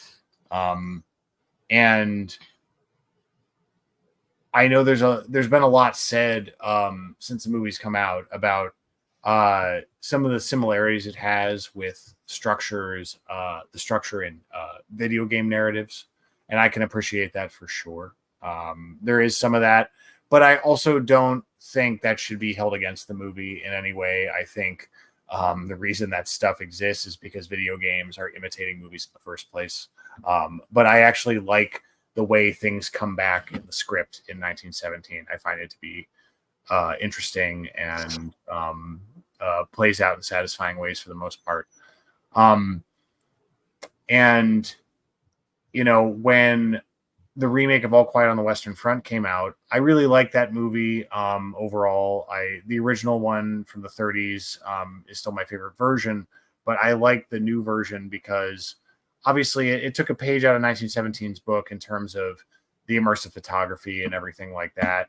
And I want to give 1917 credit because I think the remake of All Quiet on the Western Front really came to pass and the way it did, in my opinion, because 1917 was so successful. And I think it gave us a good reason to reevaluate that source material and and present it with modern technology so when I saw All Quiet on the Western Front, I really liked the movie overall, but it reminded me of the things I liked about 1917. And there are aspects about it I found superficial, but I understand most of that's really, by design. It's happening in real time for the most part. First Man is a movie that, when you look at Damien Chazelle's movies, it really stands apart. And I do appreciate what everyone has been saying about the realism presented in it, and how tangible it is, that it's like styrofoam and tinfoil between them and the vacuum of space. And you get that a little bit in Apollo 13, but you still feel like you have the Tom Hanks plot armor and the plot and the history plot armor. And you have that to an extent in First Man as well, but you also get to see firsthand the devastating mortality rate of the space program and how these astronauts really put themselves on the line. And Neil Armstrong is the reason I think it took such a long time to make a movie about one of the most famous astronauts of all time, is because he is not a person in history who lends himself to some broad dramatic narrative. He was a very reserved person. And I can appreciate the angle they took in the movie, because I felt like it was respectful to his legacy without making the details of the tragedy he was dealing with maudlin or cheap. I think it's a very good understated performance that gets to what most of us know about Neil Armstrong, if we know anything. And I really like movies about actual historic events that happen in the space program. I like this movie a lot. I like Apollo 13 a lot. I like The Right Stuff a lot. And it's because they're illuminating experiences. And all three of those movies have different angles to the material. And I think Chazelle has a really sensitive approach. And I really appreciate that he wanted to challenge himself with this movie after La La Land. And First Man gets my vote because of that. I like the movie a lot. And I also like 1917, but First Man stuck with me more on a gut level. Mara? Well, it doesn't matter now, does it? No. Yeah. Well, 1917 is in my top 5 movies of all time. I really appreciate the beauty of First Man. But even though I like the subdued performance from Gosling, I got to say that it makes sense that I would relate more to the struggle of duty from a soldier a lot more than I would relate to, number one, just the concept of there was no duty involved in what we did with the space race. It was the fact that the United States was literally in a battle of egos with the Soviet Union. And that we were like, yeah, we'll show you, and bankrupt them. And just like everybody else in the world, we were like, yeah, we'll show you. Nah. And not that I'm saying I'm not proud of the fact that the US went to the moon, but we were like, we're going to spite the entire world, and we're going to do it because, here's the power of spite. But also I can't relate to the struggle of losing a child, partially because I've never had the urge or inclination to have one in the first place. So I relate so much more to George McKay's character. And even though I was not a soldier on the battlefield, there were enough similar things that I experienced that real world, real time, I find very, very moving. And I think that it was also a great misdirect to have Tom and Burr Lannister just get taken out so soon. It was so great. I don't know. I don't need to gush about it because it's gone, but it is in my top 5 movies of all time. I adore it. I think it's breathtaking. I think it's beautiful. It was my favorite movie that year. But it's dead now, so I'm dead inside. Thanks. I am doing nothing but robbing joy of everyone, apparently. Mm-hmm. I'm not sleeping on the couch anymore, though.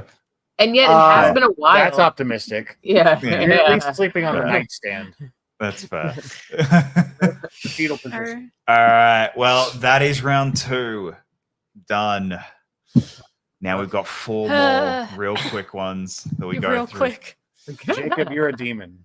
I know. All right. Let's do it. The Guest versus What We Do in the Shadows. I'm gonna start this one real quick. I voted ironically against this movie last time, and I'm not doing it this time because it is one of the funniest movies of the year, and that is What We Do in the Shadows.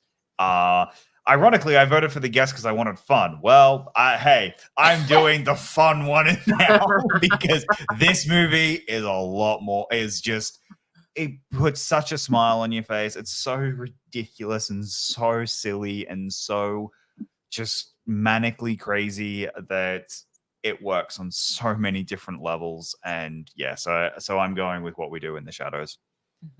Marisol? Yes.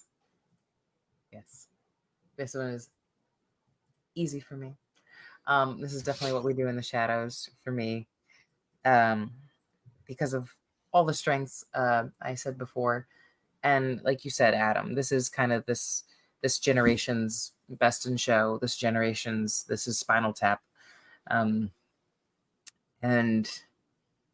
yeah, I also just love how pissy like the vampires get with that old one, Peter, whatever, that old Nosferatu one. That's just like, they're just like, he's the worst roommate ever. Like I just details like that. It makes me salivate. I cannot wait to rewatch this movie again. Just think about those. They're just so searing, iconic comedy gold. And brilliant minds firing on all cylinders. No disrespect to The Guest, but this is definitely What We Do in the Shadows. Adam? I really want to watch the show with you. I haven't seen the show yet. I haven't seen any of the it. show. I know I'd love it. I just know I would. Matt Berry is just like something else. But yeah, I'm gonna cut to the chase too. We gave The Guest some spotlight, and justifiably so. It's way better than you would expect for a very simple premise like that. Mm-hmm. And it has so much atmosphere. And just one more shout out to the Halloween 3 references in like the final stretch of the movie. It's fun without being distracting. I liked all that. So Adam Wingard, make another movie like The Guest, not a sequel. I appreciate what he's done with all these IPs. Like, I like his Blair Witch movie. I think his Godzilla Kong movies are fine, but I want him to do another thing like The Guest. So yeah, I love that movie. But What We Do in the Shadows has my vote. It's so good. It's excellent. There's one IP movie of his I don't know if I can forgive. Which one are you thinking of? Death Note. Oh, admittedly, I haven't seen Death Note. Oh God, it's so bad. It's like, I don't know if I can forgive you for that one because that's so bad that it's like, oh yeah, no, you really need to really, yeah. Although So I bad. don't know if that's fully his fault though. I feel like a lot of that is studio Probably issues a lot as of well. that's Netflix. But yeah, I might get a sense of that. Like, no matter who was the director of that movie, it would come out equally terrible. Yeah, I get that sense from it. I haven't seen it. I'm also voting What We Do in the Shadows, by the way. Just throwing it out there. just like, yeah, yeah. Mara? I'm also going to vote for What We Do in the Shadows. Oh my God. Damn. And the 5-0 knockout for What We Do in the Which is not fair to The Guest. It's not. I mean, here's the thing. We just always give something a pity vote. What We Do in the Shadows earns its 5-0 in this case. We gave The Guest its love. It deserved its love, but What We Do in the Shadows deserves it. Yeah. It battled through a few rounds. It had a respectable run. It did. It's actually funny. It's one of the few. Yeah, it gets quite a few 5-0s actually. All right. Next, well, with that, What We Do in the Shadow makes it to the final bracket. Next up, Portrait of a Lady on Fire versus Inception. Ooh, this nasty. Taylor. This one's nasty. This is gonna hurt really bad. I can feel it coming. It's gonna hurt me really bad, but I'm voting for Portrait of a Lady on Fire.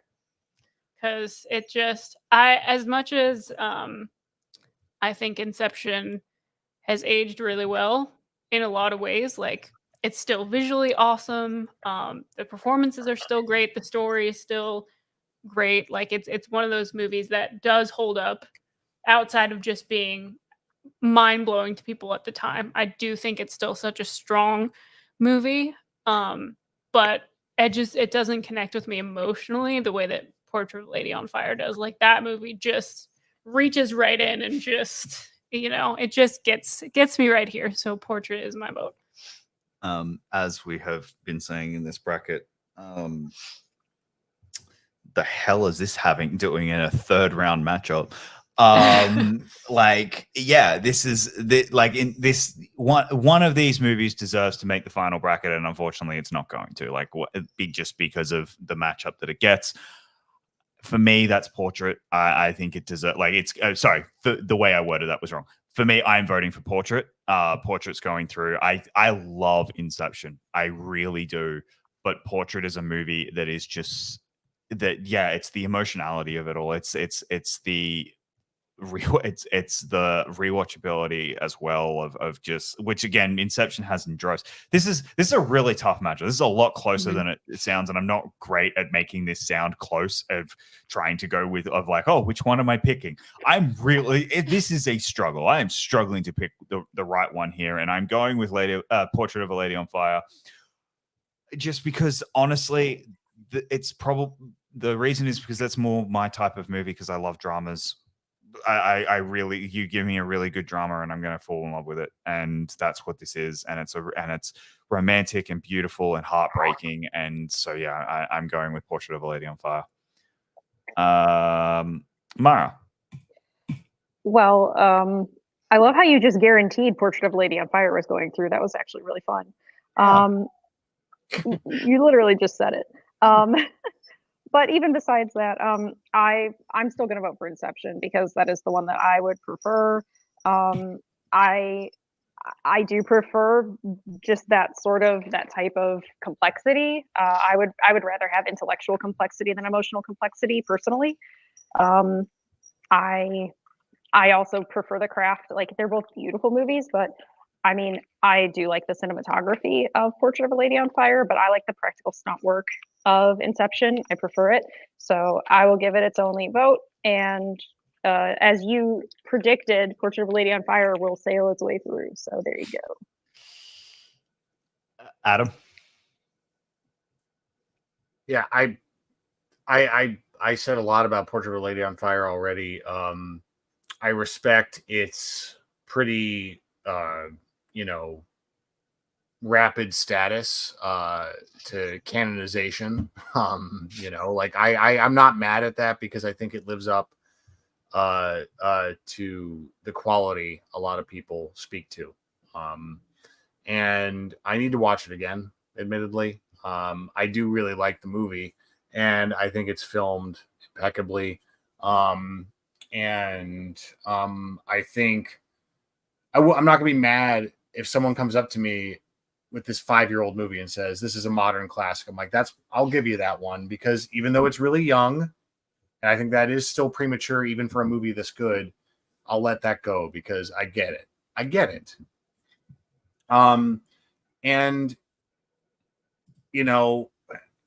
be honest, Mara, it's not Inception's, you're not the only vote. I'm voting for Inception too, because I have watched this movie a lot, and I don't find it achingly beautiful, admittedly. I find it to be compelling as hell to watch.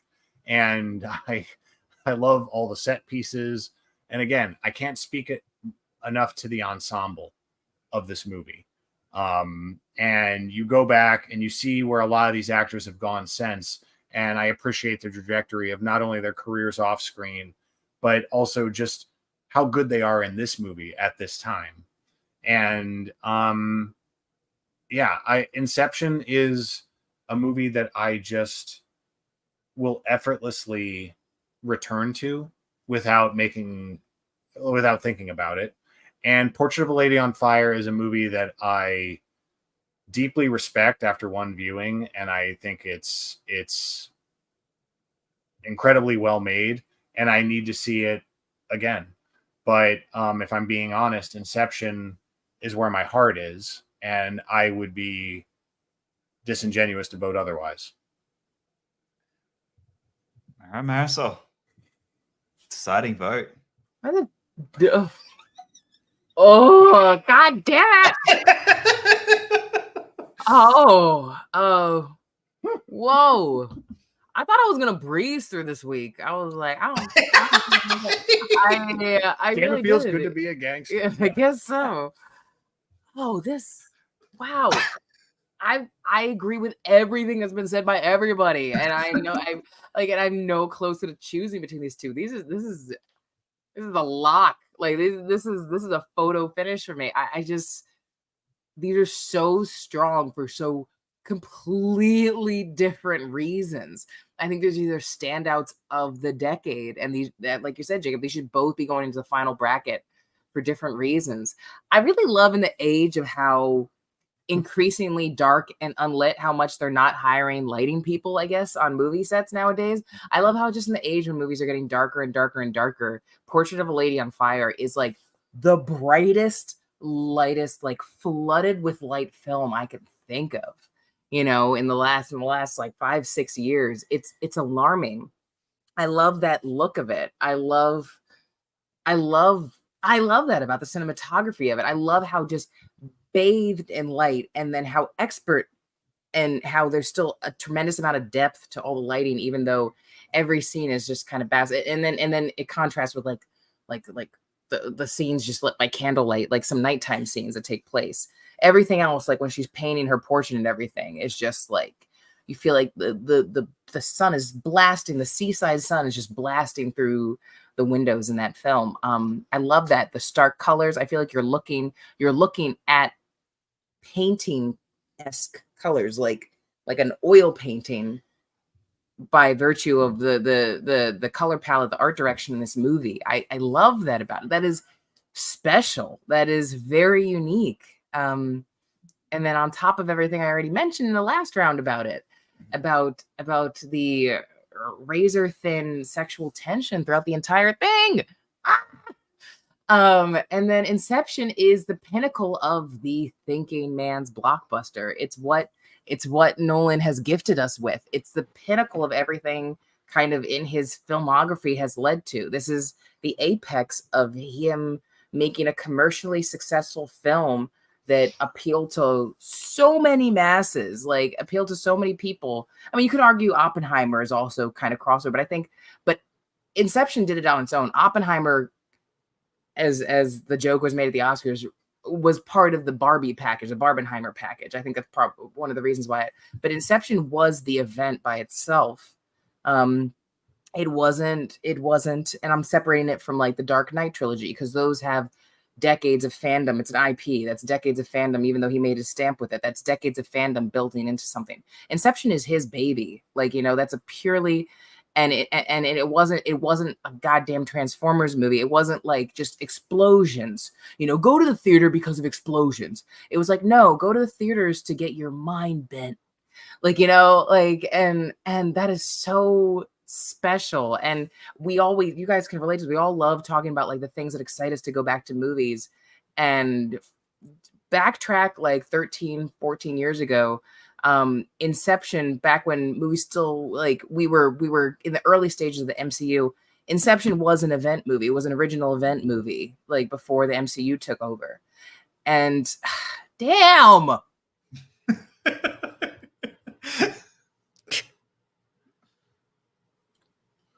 They're also bookends of the decade.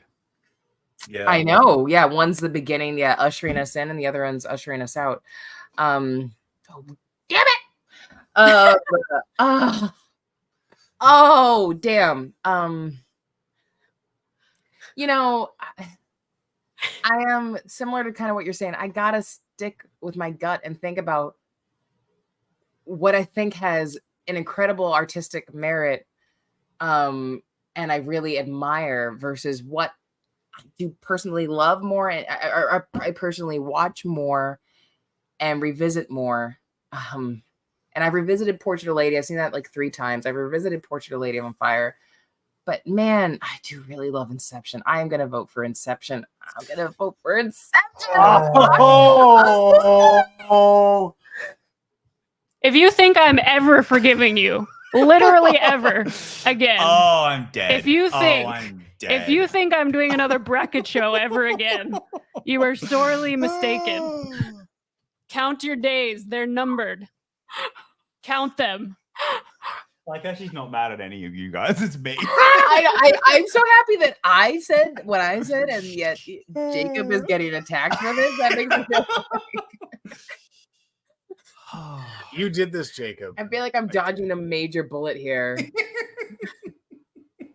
Like, I voted for First Man. Me too. Count your days. That's all I'm saying. Sleep with one eye open. Oh. Next up. I hate. Ew, here, I'll chime in. I'll just be a little fuck you, Jacob, because we shouldn't have had to pick between those 2 movies. I feel like this is the week 1 bracket, or we shouldn't have to choose between them. Just think, one of the John Wick sequels could have gone against them at this point. We could have still been talking about John Wick Chapter 3 with beaming smiles across our faces. And you robbed us of that. All right. Fighting with My Family versus A Quiet Place. Mara, do you want to start? Sure. What? I do. So if I recall, I voted for neither of these the first time. However, I'm delighted in this scenario to vote for A Quiet Place. Again, I'm going to focus on the technical aspects of the filmmaking. That is why I'm making my choice. I would also say that, again, I would rather steep myself in the discomfort. What the fuck did you just do? Sorry, I just fed the cats, and sometimes our ghost just like knocks over shit in the house. It's fine. I would rather steep myself in the like anxiety and the discomfort of the quietness and the stillness of the movie. And I would rather watch the child actors just slay. And I mean, again, Fighting with My Family is fun. It's funny, and it does have like family warm feels and stuff. And if you like your family, that's awesome for you. But yeah, I would rather watch A Quiet Place. And I love, again, what an amazing film from Krasinski. Like, way to go, bro. Marisol. Yeah, I'll go second. I don't want to go last again. Yes. This is definitely A Quiet Place. Once these 2 films are stacked together against each other, this is definitely A Quiet Place for just some of the stripped down guttural sensory punches this movie delivers. I mean, this is a special bird in this sense, and there's so many iconic scenes in this. I'm not gonna throw away Fighting with My Family. There are, especially Fighting with My Family delivers some goods in its own sense, especially dramatic goods, like the scene where Florence, Soraya has to go against her brother, and you really see like a lot of that family tension. I like the way the family dynamics really play out in the wrestling and the trajectory of this brother and sister in this movie. It creates a lot of legitimate dramatic tension and earned dramatic tension. It's also acted really, really damn well. I never saw that guy again. The guy who plays her brother, not George McKay, like the guy who plays her brother in that. But he Jack Rayner. Was that who played her brother in that? Is it Jack? Not? That would be messed up if Jack Rayner and Florence Pugh were in. Oh my god, am I thinking of a different movie? Oh, I'm thinking of Sing Street. No, it's not Jack Rayner. Yeah. If they were both in Midsommar in this, that would be crazy. Jack Loudon. Jack Loudon. Yeah, I was like, I mean, I'm sure he's big in Britain, but yeah, but he's wonderful as well. I haven't shout out before at this point. Nick Foster and and Lena Headey as her parents, and how hilarious the two of them are, how much they just go for it and are endearing and crush it as her parents. But I am still definitely going to vote for A Quiet Place for all the reasons I said, because when I think of iconic scenes in horror, monster movies, creature movies, I still keep coming back to the scene I still keep coming back to it. It crawls in my skin. I still keep coming back to a nail on the staircase. And I just I need to say no more if you've seen that film. And Emily Blunt submerging herself in water, a newborn, like, you know, like just some of these set pieces, the set pieces in A Quiet Place are the absolute strongest in the series. And they get under your skin, and the tension, the suspense is unmatched. I'm gonna vote for A Quiet Place. Adam? Yeah, I love how from the outset of A Quiet Place, those and look, I'm a Walking Dead apologist. Admittedly, I really have stuck with it through thick and thin. I've taken lots of breaks, and admittedly, I haven't stuck with the spinoffs. But going back, when Lori Rick's wife was pregnant, we all knew that was not great, and that was just stupid ass zombies. So when like I remember watching A Quiet Place, and just from the outset, I'm like, God damn it. I'm just like, and these are like these stupid, unstoppable alien behemoths that just can hear everything, and they just rip you to shreds. So I'm like, I have no idea what they're gonna do with this infant. I really don't, other than launch it into space. I really don't know what they're going to do. And oh my, like the first movie just does so many creative things. And yes, the nail. And you know, I appreciate every time I see a something from Home Alone reframed in a movie and made 10 times more horrific because it's real. Don't get me started.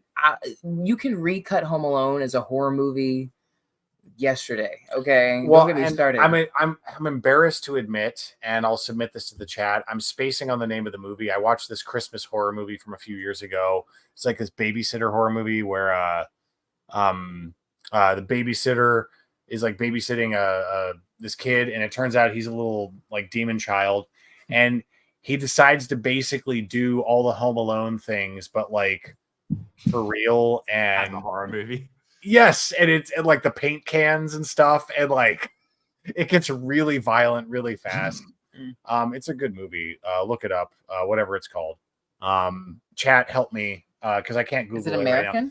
Yes, and it's been streaming on Shudder for. Better watch out, Jonathan. Thank you. Is it the one with the Christmas sweater on the cover, the poster? Yes, Better Watch Out is the one. Yeah, Better Watch Out is a lot of fun. Mhm. And the reason I thought of it is because of Krasinski knew what he was doing with the nail. All right. That's a fun call out. It's also a great scene in and of itself. And I already gave a lot of praise to Fighting with My Family. It's really good, but I am voting for A Quiet Place as well. Yeah, Better Watch Out. Yeah, people have seen this movie. I feel validated. Taylor? No comment. I plead the fifth. Portrait of a Lady on Fire. Next. No. Way to go, Jacob. we broke Jacob, Taylor. you invented the 2010s. As long as I'm off the hook. I am I really love Fighting with My Family, but I am gonna give Quiet Place another vote just because it's the horror movie. It's just a lot of it, and I'm going with A Quiet Place. Taylor, I for posterity's sake. Nope. Okay. Give me one. I need one for posterity's sake. I needed Portrait of a Lady on Fire to win, but that didn't happen either. So I don't know what to tell you. First man is cold comfort tonight, sir. Alrighty. With that, Quiet Place makes it to the final bracket, and we have our last matchup. Creed versus First Man. Oh, shit. I am going to start just so I can try and get this through. I love Creed. I'm going with First Man. Tell. Jacob's redemption. I just don't think that I should even vote at this point because it doesn't matter apparently what I vote for. So, might as well just not do it at this point. You know what I'm going to vote for. I'm voting for First Man. If I have to vote for it in vain, I'm literally walking off of this stream. If it does not go through, I'm walking off of this stream and you can finish it by yourself. Marisol?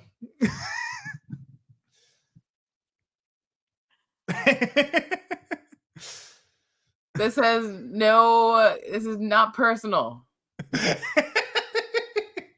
No, here's the thing. She doesn't hate any of you guys. She just hates me for making her do this.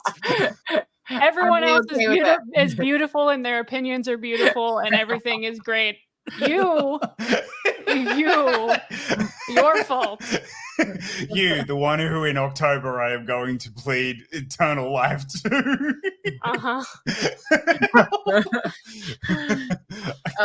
It may not be a very long eternal life. Yeah, this ain't personal, but Philly strong. I mean, look, this Creed gave us the birth of Ryan Coogler. It gave us the breakout performance from Michael B. Jordan, who was already heating up after Chronicle and Fruitvale Station.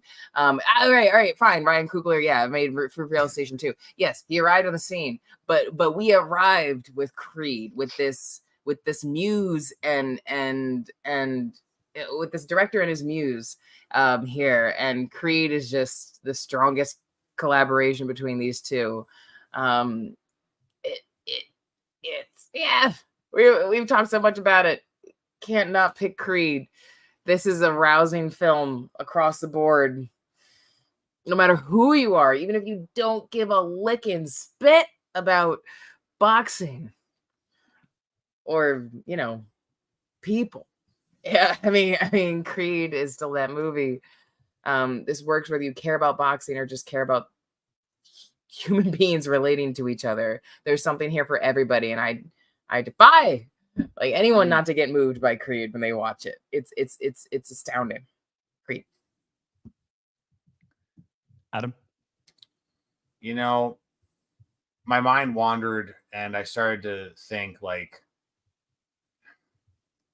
I would really like to start seeing some experimental biopics where you cast insanely against type, and I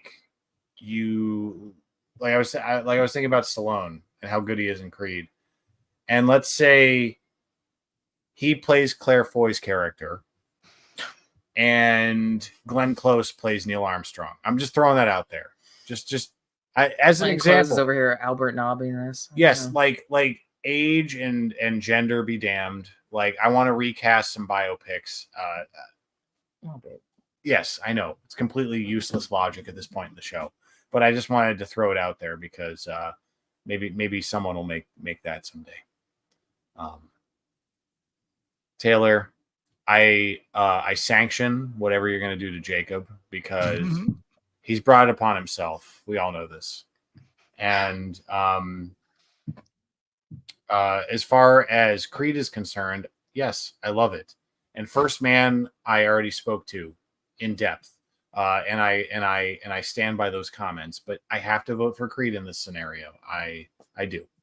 It is the movie I love of these two. Mara, you have the deciding vote. I do? Yep. Okay, so here's the thing. I actually didn't think I did, but talk about two movies where it's craft against craft, as far as just absolutely top-notch, stunning filmmaking. But, and again, we both sung praises, everyone has sung praises for both these movies. Which movie makes me feel something? Creed makes me feel something. First Man doesn't really make me feel anything. And this is not punitive. This is not 1917 revenge, although that was going to be my joke if I wasn't the deciding vote. But I can't make that joke now because then it does actually sound like that's what I'm really doing. But no, I mean, I actually get very emotionally invested in Creed. I really, really do. And if it's going to be two top-notch filmmakers, two well-cast movies with everyone just acting their trousers off, cinematography, just like chef's kiss. Like, what more can I do besides just say, number one, what have I revisited more, and what do I get excited to watch, and what makes me feel something? It's Creed. It's Creed by a mile. Justice for 1917. And with that, Creed does make it through to the final bracket, and Jacob's about to be murdered. Well, thank you so much, everyone, for joining us this week. This was a tough week. This was this was not a tough week for you. Shut the fuck up right now. I do not want to hear it. Let's have a look at next week. So first up, we have You Were Never Really Here versus The Lighthouse, Ingrid Goes West versus Snowpiercer, Interstellar versus Prisoners. Oh, sorry. Scott Pilgrim versus The World versus Pacific Rim, Brooklyn versus Seven Psychopaths, Mission Impossible Rogue Nation versus Midsummer, Us Separation versus 12 Years a Slave. Come on now. Fury Road and Mad Max Fury Road versus Ex Machina. Mm. Oh boy.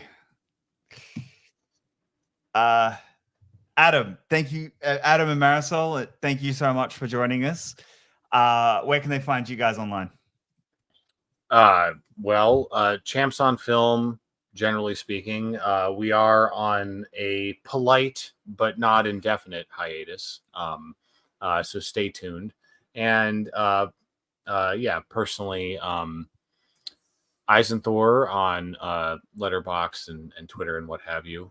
And I will yield the floor, madam. Yeah, no, you can find me at Never Forget Whiplash and Never Forget 4midnight.com. Like, let's me forget. All right, and wounds are fresh, but like I'm still crying about my Murderer's Row from bracket 1. And in lieu of flowers, send donations to Celine Sciamma. Sure. Sure. Right. She's also really Jacob like, what did the it. Hell? Yeah. She's but yeah, no, same thing. I'm just a busy lass. Whenever I really start doing things in my personal life, I forget about my life on the internet. But yeah, Champs on Film. Check us out. Check some of our backlog there. Yeah, we really love it, and we are gonna keep doing videos on there. So please pay attention to that. Yeah. Otherwise, we'll be here. Mara, where can they find you? You can find me in every female's rightful place in the kitchen. Yeah, I know, right? That's a good one. I'm not lurking much on the internet as of late. I've got a lot of stuff going on in the real life, but I'll be here next week, probably to sow discontent. You guys can find me pretty much everywhere at Jacob London. On the may sidewalk not be able to Phoenix. Yeah. Wandering the streets trying to find somewhere to live. If anyone's got a couch somewhere in Phoenix, there's a couch right behind you, bro. Yeah, no, I'm not going to be allowed in the apartment. Yeah, other than that, it'll be watching the Olympics and that's America. Yeah, and that's kind of really it right now. Taylor, where can they find you? They can find me enjoying this spacious apartment, having it all to myself. The local jailhouse. They can find me. They can find me on Letterboxd at Finally Taylor, Morning, First Man, and Portrait of a Lady on Fire. You'll see it being like I've watched them both 12 times, and people will be like, "Are you okay?" And I'll be like, "No, thanks for asking. I'm not okay, actually." So if you need me, that's where I'll be, and I'll be reveling in the fact that we're gonna win this USA versus Australia rivalry. And I'm just going to be suddenly the most patriotic bitch there has ever been. So that's where you can find me. Guys, until next week, thank you so much for joining, and we will see you next week for Jacob's murder session. Bye. Jacob's